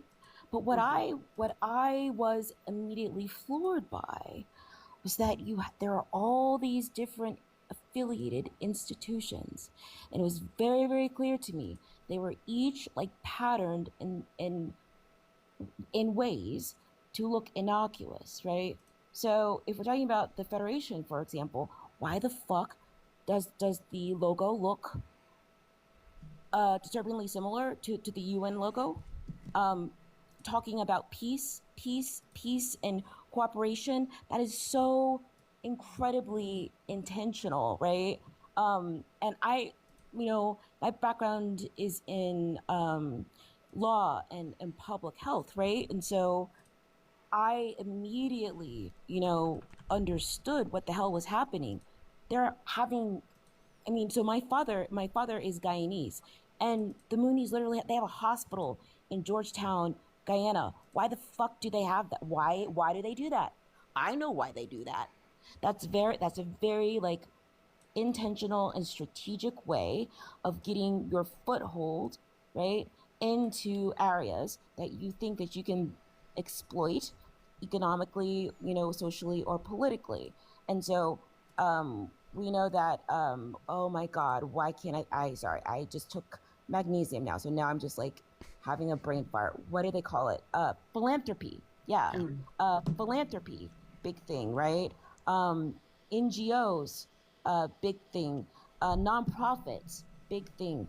And so we can't, unfortunately, this is not an issue that, we can purely just talk about it as though it were a quote unquote cult. No, they've definitely taken a page out of the book of corporatocracy and ran with it. And I would say also, like, these are all amazing points, and I would say also, like, the Moonies exist to be an avenue for the organizations that Left Below is connected to, and they're all complicit. Like, yes, the Moonies are this very secretive organization that own a lot of things, a lot of places, but it's specifically so that the organizations that Left Below has been researching and spent time in can do what they want as well. Like, and from my perspective, a little bit about how that evolved. Okay, so World War II ended. You had just kind of this peak, like the New Deal is really kind of, you can't really have this conversation without talking about the New Deal and how everyone had a sense that like you could, like, just giant administrations, institutions, like just that whole way of like perceiving how you can change the world, that is kind of like gone now, right? But initially it was like the people in my life were just like pissed that the New Deal happened, right? And so they dedicated their whole lives to like walking back the New Deal. But because it seemed like such a settled question that these giant bureaucracies, all these institutions was just the way to go, their concept was that for each one, they would create like their equivalent counterpart. Like the CMP is an answer to the Council for Foreign Relations. They were pissed at the Trilateral Commission. There's a lot of like conspiracy, it gets messy, but that became a very conscious strategy. And then they were going to slowly infiltrate over time. Like I had conversations with my uncle about this, right? And specifically, they were like, we need this for the rich people. We need lawyers and doctors to influence the middle class, poor people for the military. It was this massive, like, it was really this massive plan. And so, yes, there was all these institutions, each doing this one, like, very boring, mundane thing. I kind of call it like the gather and scatter. Like, it's kind of like when you're on offense, you pull everything together, your resources, your talent, you make a good punch. And then when people like turn the spotlight on you and like you're starting to get some criticism, you scatter. Suddenly you're decentralized. We have nothing to do with each other. We just want freedom. We just want private property. We're liberals too. We're persecution. That's when you get that whole thing.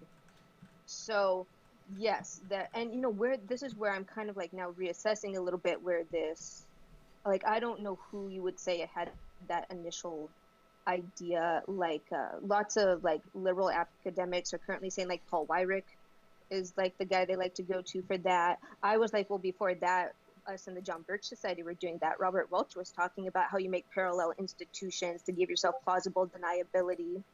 But then, like, is some of that coming from Asia? I mean, Robert Welch went on a whole tour and talked with Syngman Rhee and like Chiang Kai-shek when he first launched himself on like, I'm going to devote my life to like anti-communism. So I'm now like, and like, it was kind of that era. I don't know if there's like one person you can like maybe pinpoint for that. I suspect maybe they were all talking and it just kind of co-evolved together is where I would guess is probably the most likely thing. But yeah, so when my uncle, so it got too big, right? In the US, they were like, we got way too many things going on. So the Council for National Policy in 1981 was meant to be a secret hub where they could manage things and get their act together. So my uncle said the whole premise was you have to bring together the government, the church, and the money. And then you can like plan society together. So it was a bunch of so you kind of had three branches. You had a bunch of billionaires, you had a bunch of pastors, and you had a bunch of politicians. And that was kind of like the three branches. And yeah, and then you would get like fit into the different institutions and you'd rotate around and like they'd make up awards to give each other. So, and they taught each other a lot of skills, right? And that was just their theory of like change and how you like build power and do politics. I don't know, did that help you at all, Yamaya? Yeah, I mean, I think what you're doing, is you're providing specifics to like what I was seeing, right? Because I just, again, right, I absolutely, I didn't know really anything about the Moonies until, Mellon brought it to my attention. And so the first thing I started doing was like looking at, okay, what are all these other affiliates? Like, when were they established, right? And then I started looking at how they were marketing, themselves. What language are they using? So it became, quite clear to me that that's what was happening. So thanks for like, I appreciate you saying these things, because I for a moment I was like, well, am I like am I going a little bit too far with this? No, not at all. Like, Yeah. No, but no. It tracks. Mm-hmm. And right. So you have. Sorry, I'm just gonna say. You can go first. I've been talking a lot. Yeah, no, okay, really quick. I was going to say, yeah, you can kind of like divide people into two categories. You kind of got the individual who is having like a genuine like religious experience. And that's where by default we kind of like talk about them. And then you have these like really like the cunning kind of like more administrative people who know that you're playing two different games at once. And yes, they will have a religious version, they will have a secular version, they will have every type of version locked and loaded to meet their goals. And there was a whole debate back in the day with was that Hayek? Or some of those early economics guys that we were tied to, like they legit had a debate, like, is there a way to like fuse this with religion and make it a joint project, or do you have to keep it separate? And they were disagreeing. And so my family was very much part of like the fusionists. Our job was to like fuse like the neoliberal economic policies with like Christianity and like make it this like compatible, complete system. But you have other people who are like, no, it's not going to work at the end. We got to just separate it. And then I think now you kind of got like Peter Thiel, who kind of wants to be like Lord of the Cults. He's kind of doing the same thing, right? He's like, I got my economic policies, and I can like, we can now just like come up with any little cult or religion that matches any little person, right? Yeah. Right. So That's what I was gonna jump in about earlier. Is it seems like me and Left Below were raised in the old school, in the blueprint for what Peter Thiel is bringing into the new school. He's trying to create a much more streamlined, digital, AI-powered version of an international conglomerate of obscenely wealthy oligarchs, sort of just cosplaying as people who respect the United Nations and care about country boundaries when they most certainly fucking do not. And so it's like there are a lot of amazing dialogues to be had as to the difference between a cult and a well-established religion. And in our, emphasis our, like proletariat lives, when we're interacting with each other, because we have to work to survive and everything, like how do we want to approach like, okay, those are your beliefs. How do we make sure that doesn't get into controlling, manipulative, dishonest territory? But like Peter Thiel and all them, okay, you can be Christian, you can be Catholic, you can be Buddhist, whatever. Can you get me into that room to sign that paper that allows me to evade taxes? Can you help me not have to pay this fine or technically break this law because we're a 501c3 nonprofit now? Like, that's really, it's the other way around. It's like for our daily lives and our human experience, and to protect people's mental health and to protect families from getting ripped apart and people getting sucked into these like international human trafficking scams. Like, how do we do that on the ground level? That you do have to put religion before the scam behind it. But when it comes to just like respecting human free will and like respecting the institutions that we want to like mean something, we need to start thinking of it the opposite. We need to put like the economics, the capital, and whatever scam Peter Thiel and a bunch of oligarchs are trying to pull, that needs to be top of mind. Like, how are they using the guise of religious freedom and the gigantic loophole of religious freedom to get what they want economically? Because that's really what's going on. But so, but I would say, just right quick. But I would say that was the original intent, right? I'm going to say that's been really, I think, the legal and historical reality in this country since its founding.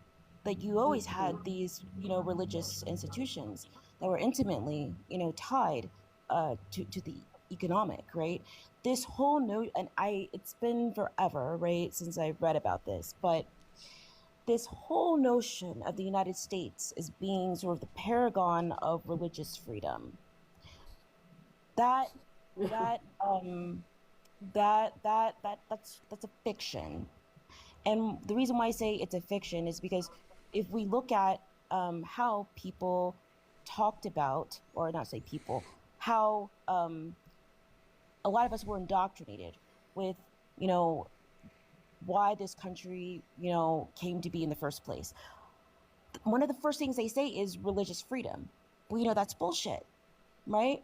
We know that's bullshit.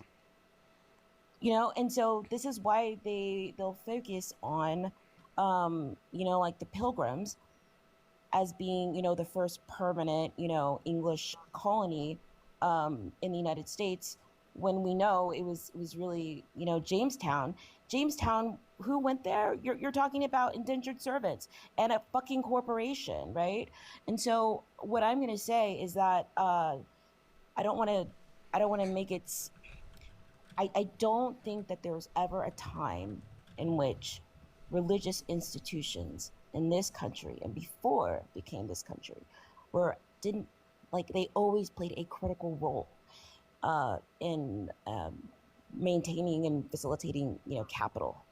And I think, unfortunately, the the very old game is taking the religious freedom propaganda and to convince people who are very naive, and I think also plausible deniability, which we all know is bullshit. Absolutely. I mean, the only thing I would have to add to that is like, yeah, what's crazy is like, I'm an atheist. The most harassment I get online and in real life is from people who are religious, who are offended that I'm not religious, even though my name is Faith, and who are constantly paranoid that because I'm atheist and because I identify openly as a socialist, it's like they somehow suddenly feel threatened. They feel as if their existence is in question. So it's like, I don't want to discount the very valid practical aspects of like community and people helping each other meet their material needs and helping each other survive very otherwise insurvivable times. Like, those are the things that spirituality and religion can bring to the table. And the most successful slave uprising in Haiti, right, was religious based. It was based on the African spirituality that they brought with them and were able to organize through in order to achieve the impossible. And they've been relentlessly punished by France ever since. In case it sounds like I've been glazing France a little too hard, right? It's like, it's still up and stuck towards France to be like, they need to, anyways. But it's like,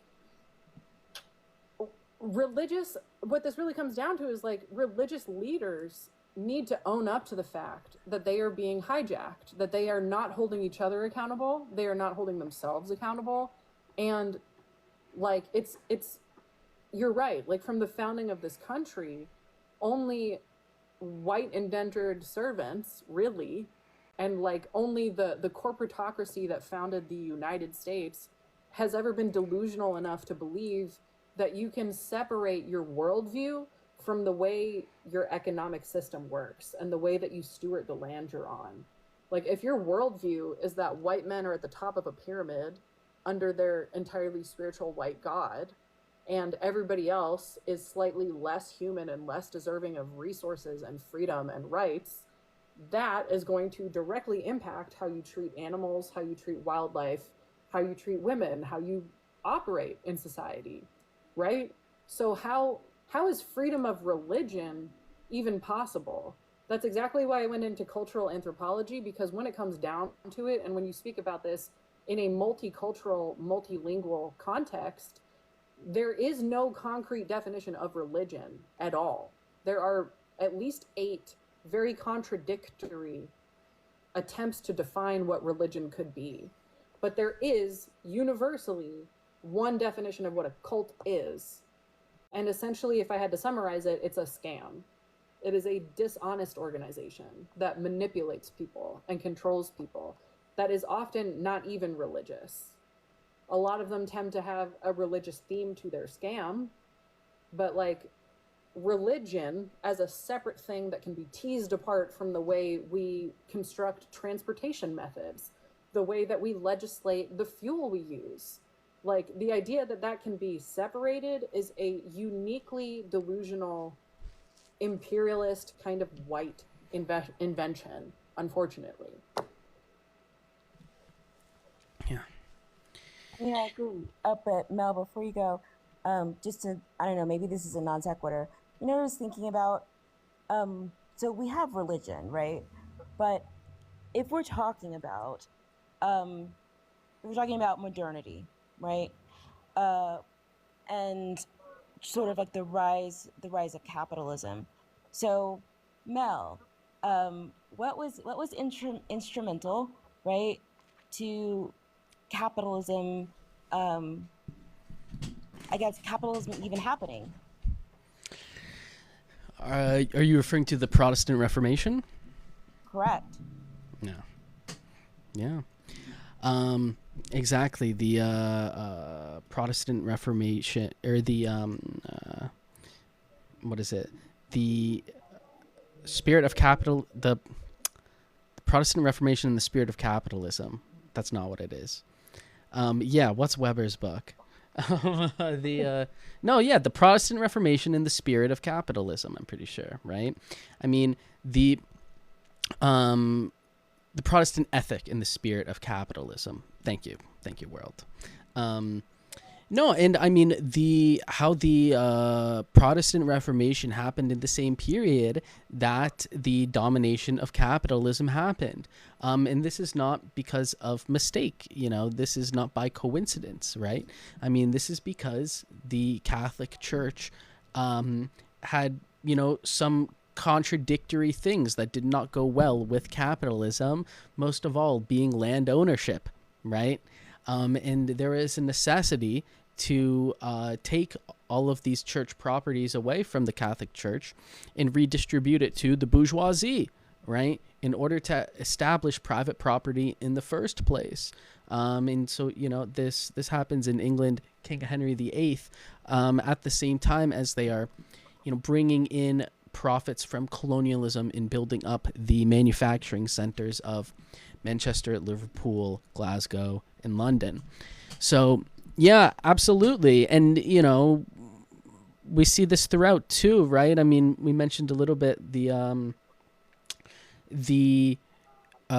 great in the US. Describe it. Great in the Migration? No. In the US, the Manifest Destiny, I'm getting tired. In the US, the Manifest Destiny, the Great Awakening, and like there's several Great Awakenings, right, that happened at the same time as like colonial expansion and settler violence, pushing out west. This is where the Mormons come from, right? This environment of this is where the Seventh-day Adventists come from too, right? I believe, where there's this need to sort of justify, an insane amount of violence and colonial expansion through ideology and through religion. So, yeah, and that is really interesting to me too. I mean, what you say about Peter Thiel and what they're trying to do now with the internet and with, the apocalypse. Yeah. That's part of like what's kind of brought me out of the word work a little bit. It's like I recognize like that dude is like ripping off. He's going after people who grew up with Left Behind. Like, yeah. So. Wow. Wait, explain Left Behind. Oh, that's like the fictional series that my uncle co-wrote with a guy. It was huge in like the 90s and 2000s. It was about the rapture, right? Like we're like the rapture family. Like basically he wrote tons and tons of book about like the rapture, Christ's second coming. And so Peter Thiel doing his like Antichrist lectures, he's taken that stuff and he's flipping it on its head. Like he's playing with some of our stuff. So it's like and there's a lot of parallels actually. So it's one of those things where I've kind of looked into it, but I also kind of like, I just know that like if I truly do a deep dive, it's going to really suck because I'm going to like recognize, like I started to listen to a podcast about it and the guy doing the podcast brought out like my uncle's books and started reading them. And there's something about actually like hearing that stuff like read aloud or like on TV is very different from just like person to person talking about the ideas. There's something about actually being smacked with the words. Like that for me is just like a very like, okay, I'm gonna need like a minute. I've like discovered that about myself sometimes. So, but it's like, so part of me is like, no, I know I should. And Peter, he like grew up in like this school with that had the whole like, you break them as kids, you like beat them, and then he also was the whole like got outed and is on this angry vendetta that he ever had to be out in the first place. Like there's some parallels. I'm like, this is very familiar. So yeah. Yeah, and I mean, that's fascinating. I'll definitely have to look up those books. I know that Jehovah's Witnesses absolutely believe in the apocalypse. They've been preparing for multiple apocalypses, and none of them have happened. And then Children of God also have to recover from all of this like end days, multiple missed apocalypses, programming that can tend to really fuck up their recovery after the fact. It's just this it The telling everyone apocalypse the and apocalypse is coming is very motivating and yes, very and sympathetic.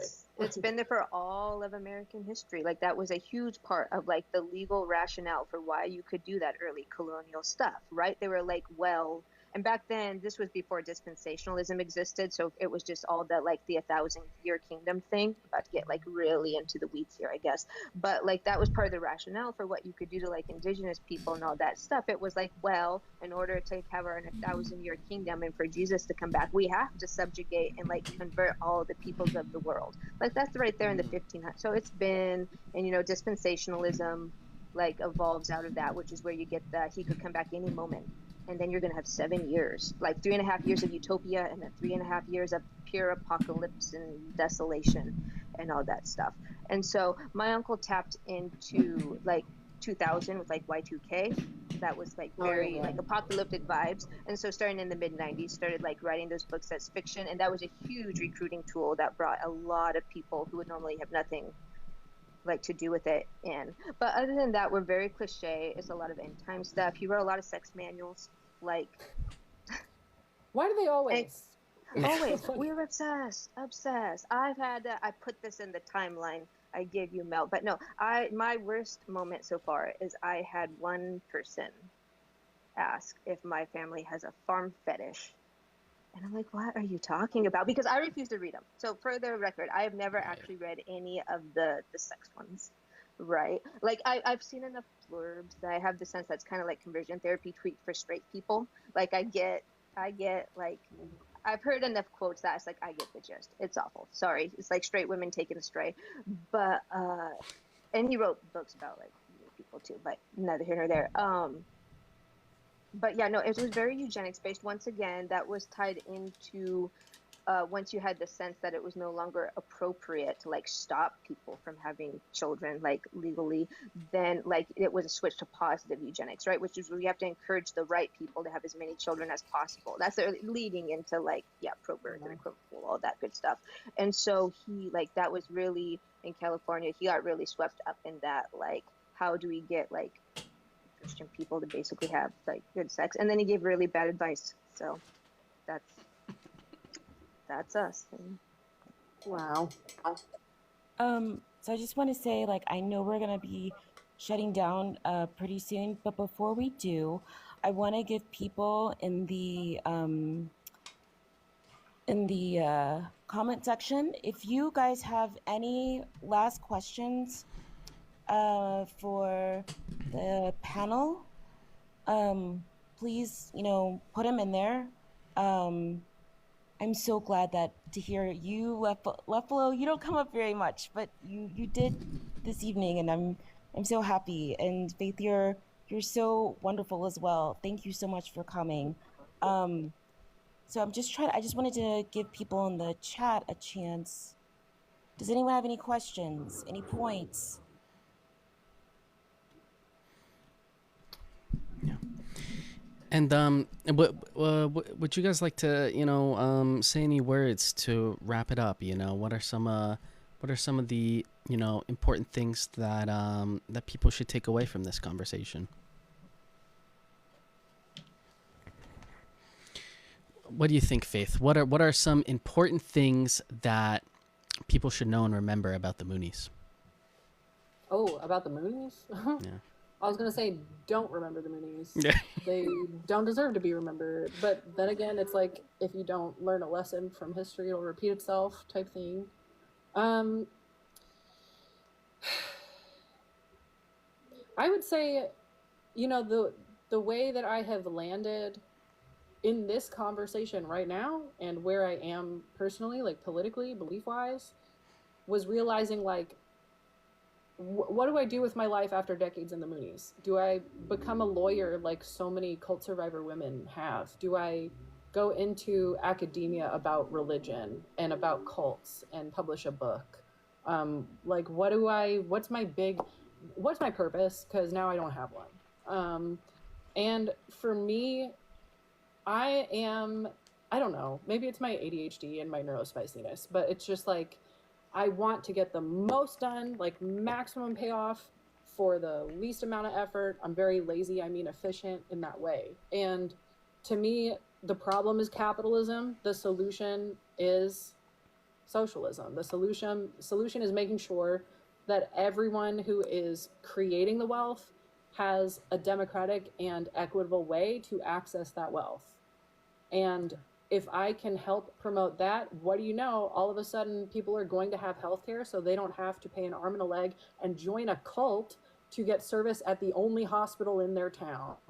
You know, like when I was escaping the Moonies during the pandemic, I had to move into domestic violence shelters to get away from people who kept telling me they weren't really in the Moonies anymore. And then lo and behold, they're inviting me to church. They've got pictures of Reverend Moon's face all over their house.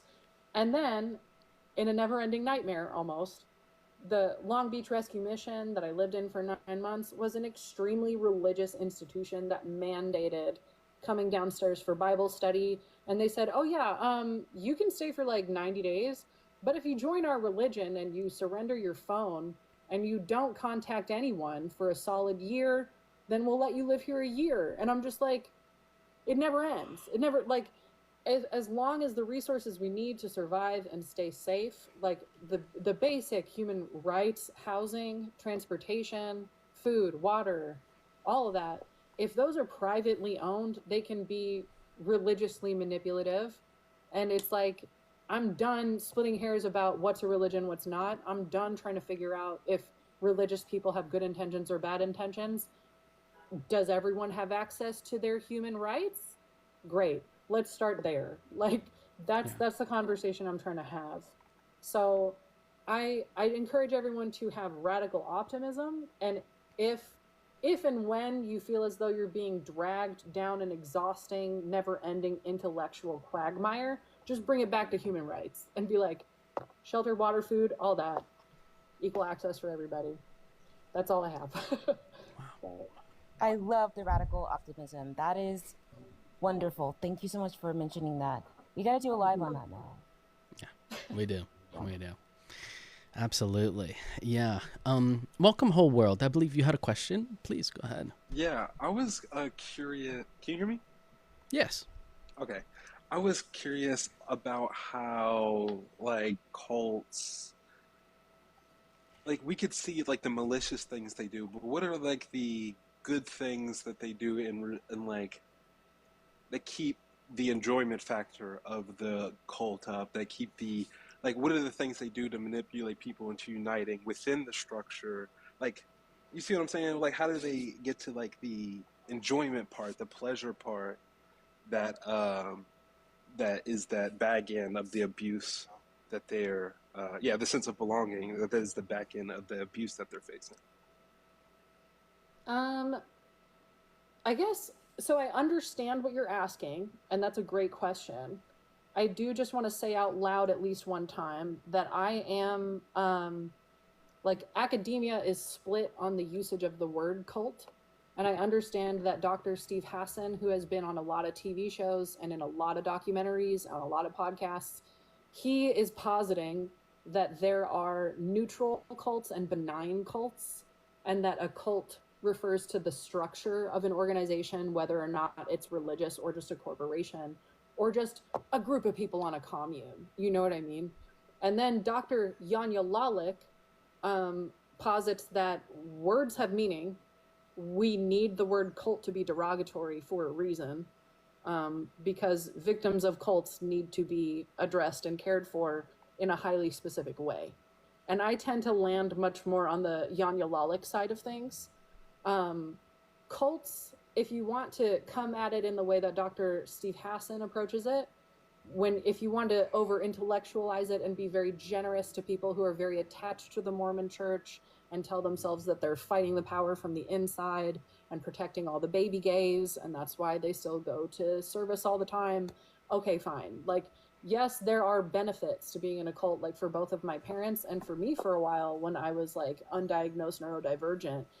There are people who need that structure, who otherwise might have been sucked into sexual slavery in their neighborhood. Like the kids that I worked with when I moved back to Portland after leaving the Moonies and tried to work at a nonprofit, I was working with like troubled youth in the Portland area. And you would be shocked like how many small children are sort of pimped out by their parents in the United States, the most quote unquote civilized country in the world, because capitalism is so disgusting. And behind closed doors, that's what parents are willing to do their own kids. So like in extremely high control groups is the term I like to use for quote unquote benign cults. Like sometimes you need that structure. Sometimes people coming from extremely crazy backgrounds, like both of my parents, like they want to know that no one's going to like assault them at night. They want to know that their possessions are safe, right? They want to know that their basics are covered. So for a lot of the same reasons people join the US military, because they want 3 hots and a cot, right? People will join a high control group because where they come from, they don't know if their most basic safety needs are going to get met. And then just where the way I like to think of it is like human beings, this was one of the most beautiful first things I learned in like anthropology 101 classes, like the first introduction to biological anthropology and the evolution of human beings. Other animals, they're ready to hit the ground and run as soon as they're born. They can literally, like deer, antelope, whatever, they fall to the ground. That's the equivalent of a doctor smacking them so they can breathe. They hit the ground, they breathe, they jump up, they run, and they're ready to eat, do all that stuff. Human beings are designed to live in community. We literally cannot survive without community. The way the human body is born, the way you come out of the womb, you will not survive unless you and your mom are attached to a whole bunch of people who keep you safe, who help you get food as you're physically recovering from this process. The reason isolation in prison is a punishment and not a vacation is because you have mirror neurons in your brain, and if you're left alone in the wrong circumstances for too long, you will have a psychological break, and like you need to be mirrored by other people. So it's like on a baseline level, singing, dancing, eating, having community with other people, it really like speaks to that earliest part of the human brain that hasn't changed much in tens of thousands of years. It's like there is so much appeal to having structure and knowing that you don't have to do anything. You don't have to negotiate a bunch of emotional conflict to get your most urgent, most primal needs met as a human being when you're in a high control group. And that's why so many people that I was speaking to during the pandemic, who I don't speak to anymore, say they want to leave, but will never fucking do it. I've had women say to me like, yeah, I know it's fucked up, but I don't want to live at Long Beach Rescue Mission, Faith. Like, I don't want to have to do that. And it might not be a heroic thing to say, but like, the fact is this high control group, this cult meets my basic needs, and I don't know that I can make it on my own. I don't know that I can start over and be alone for that long and have to start from scratch. So I hope that answers your question. Yeah, I was also gonna ask, like, we might say, like, more bourgeois people that join, like the community aspect. I think, like, could cover it, but what I'm really thinking about, like, in the same way, the psychology can be similar to a Trumper, where even though they're doing worse, and even though they're losing based on their belief, their commitment to something, whether it's abuse, whether it's, whatever, it nonetheless is like, it's the fact that it's happening that makes them even more. I don't know how to explain it. Like, that's why I was like, maybe it's an enjoyment factor. Totally. So like, assuming that all their basic needs are met, you mean, right? Yeah. Okay. So yeah, if they are at in a class where they don't have to worry about like homelessness and starvation, right? The way that I explain it to myself is, I just remember learning that Maslow and his hierarchy of needs, he apparently lifted that idea from indigenous communities who had it inverted. And according to the original hierarchy of needs, as described by the indigenous communities that Maslow spent time with, actually, as long as you have spiritual fulfillment and a purpose, as long as you feel personally fulfilled, you can survive with less water, less food, less shelter. As long as you feel plugged into a community, you can go without all these other things and still have the tenacity and the willpower and the excitement to get up every day. The Maslow's hierarchy of needs makes sense to me to some degree and has always felt very off, because Reverend Moon required people to fast for 7 days, and not like Ramadan fasting where you can eat when the sun goes down, but like literally just no sustenance at all for 7 days. And we were giving up all of our money, and we were not allowed to date, and all these other things. And somehow we were all so excited to do that. And then once we found out the cult was predatory and a fucking lie the entire time, all of a sudden I can't get out of bed. All of a sudden I can't do jack shit, and I don't have motivation to do anything. So like, how does that work? So to me, it's like, that's also why the key to capitalism is isolation.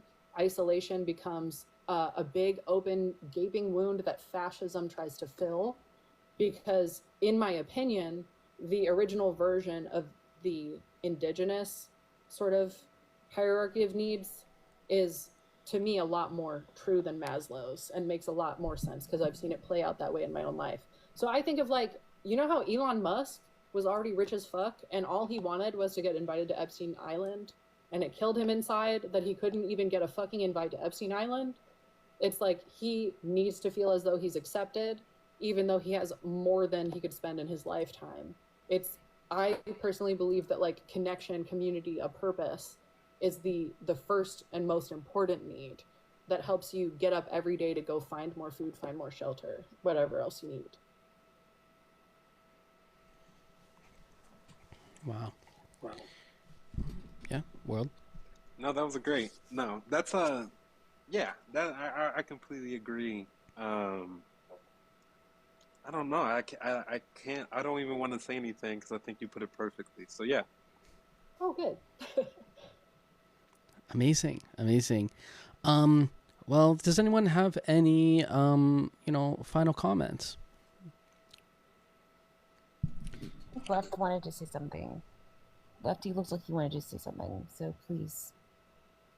Well, I was going to briefly add on to like what she just said, like, because it seems like you're kind of asking from a more like, yeah, if you're not kind of like that desperate. I will say, first generation people who convert in and people born in are having like very, very different experiences. Like, that's just something you have to remember. But when you get up like a little bit higher, I completely agree with her. Like, it's so, our society is so individualistic, especially if you're white. If you just get like a little taste of community, that's like a drug. Like, it can get euphoric really, really quick. And like, people actually love, even though we, act like we really, really value like independence and all that stuff, like, people love being asked to do stuff, like being needed, being desired, all that good stuff. Like, yes, please tell me you need me to do something.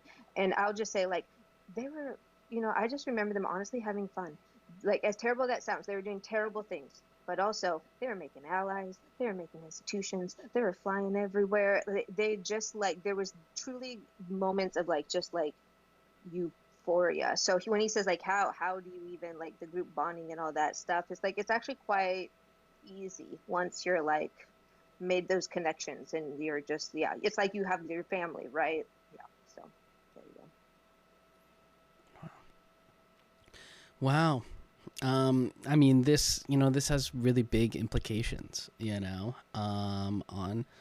on how we go about revolution, how we go about liberation. So, thank you guys so much, all of you guys. Thank you so much, Faith, for coming here, in sharing us, your knowledge and expertise. This has been really, really amazing.